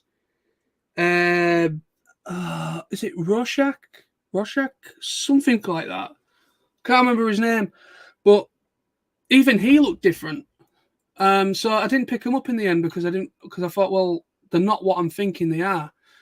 Because I was thinking, because I thought, oh, if that's Metabee, I'm buying it. Because I've not seen a proper articulated, decent sized little model for Medabots for years. The only little figurines that I saw that was relating to Medabots were these really crap, didn't even move little figurines about that big, about, I don't know, yeah, really small. And I remember there was also another toy thing where you could actually build them a little bit. They were really small still, but you can customize them. You could kind of put an arm from a different one on. You could put the bottom bit. You could literally customize them and like Frankenstein them. They were literally they were configured to work on each other, because that's the point of Medabots. Is that basically for anybody that doesn't know what Medabots is, or the premise of it, basically when two Medabots are fighting in a fight, what happens is the one that loses, the winner is able to take parts from them or apart. So say for instance that the one that loses has a rocket launcher arm or rocket launcher attachment. The one who won is able to take that from them and put it on their Medabot so they can make it stronger. And that's basically the idea. But yeah, I fucking love. I absolutely love Medabots, and I would love. I might have a look, because the looking on the back of the packaging for that model kit I saw, what I thought was Metabee. there was an actual model kit for Medibee, and I was looking at Medibee and then looking at the one I had in my hands. There were two very different ones. They looked similar, but they weren't the same.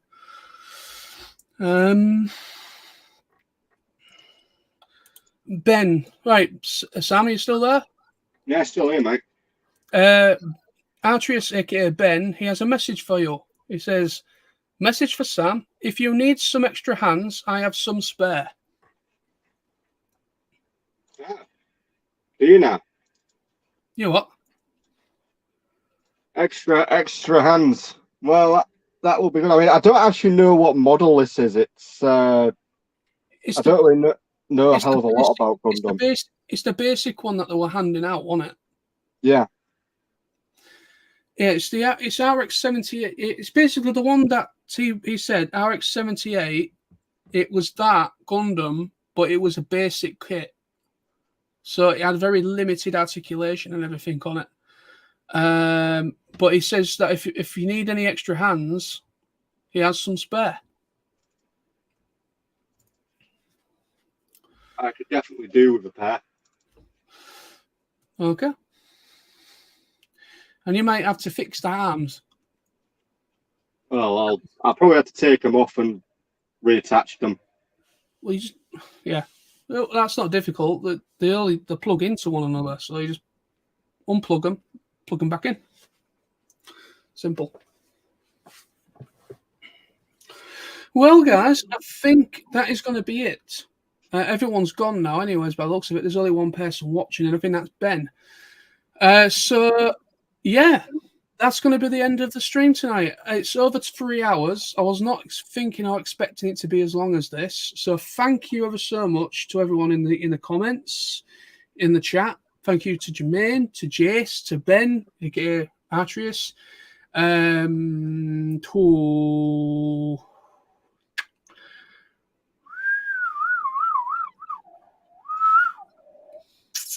Where are you? Where are you people? Oh, Bill Lesden, Ninja Bill, Raymond,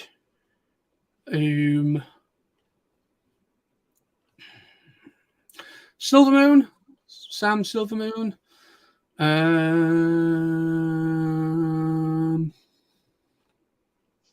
Smithno, and then Brad Exilian.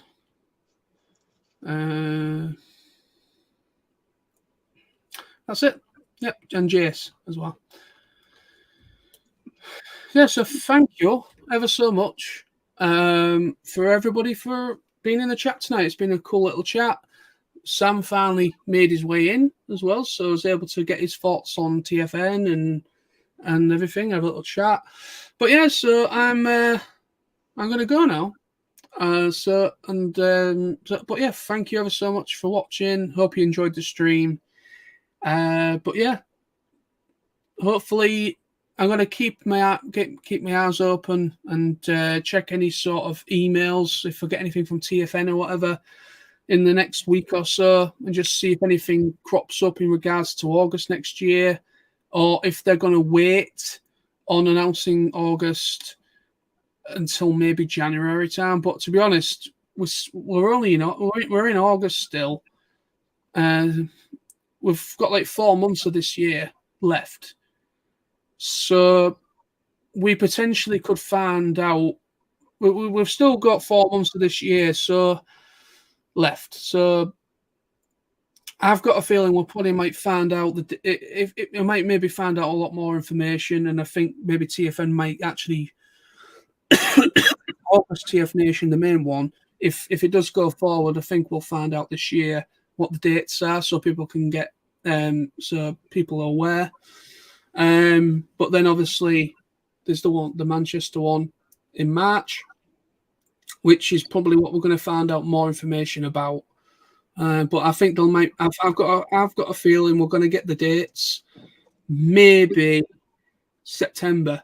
I think we might maybe get the dates for TFN in August, maybe in September. I mean, that's just my speculation, but that gives them about 2 or 3 weeks for them to actually see what's going on. About 2 weeks, 2 weeks or so. But anyway, so I'm going to go. Thank you for watching, everybody. To Ben again, he says, take care all and drop me a message on Facebook or TFN book face group. All right, mate. I'll let Sam know. Let Sam know, and I'll send him your way. No problem. Anyway, so thank you. And any last words you want to say, Sam? Been a great little chat. Sorry that I missed most of it. Internet problems, but yeah, we'll no doubt we'll do another one sometime soon. And I really hope to see a lot of you at the Manchester meet if you can make it. And yeah, hopefully with Knowles' help at the weekend, I can get my bloody TFN video up on YouTube. Yes, like I said, I do charge. We'll talk about that never. And Ben says, be good. And if you can't be good, be safe. Yes. Good words.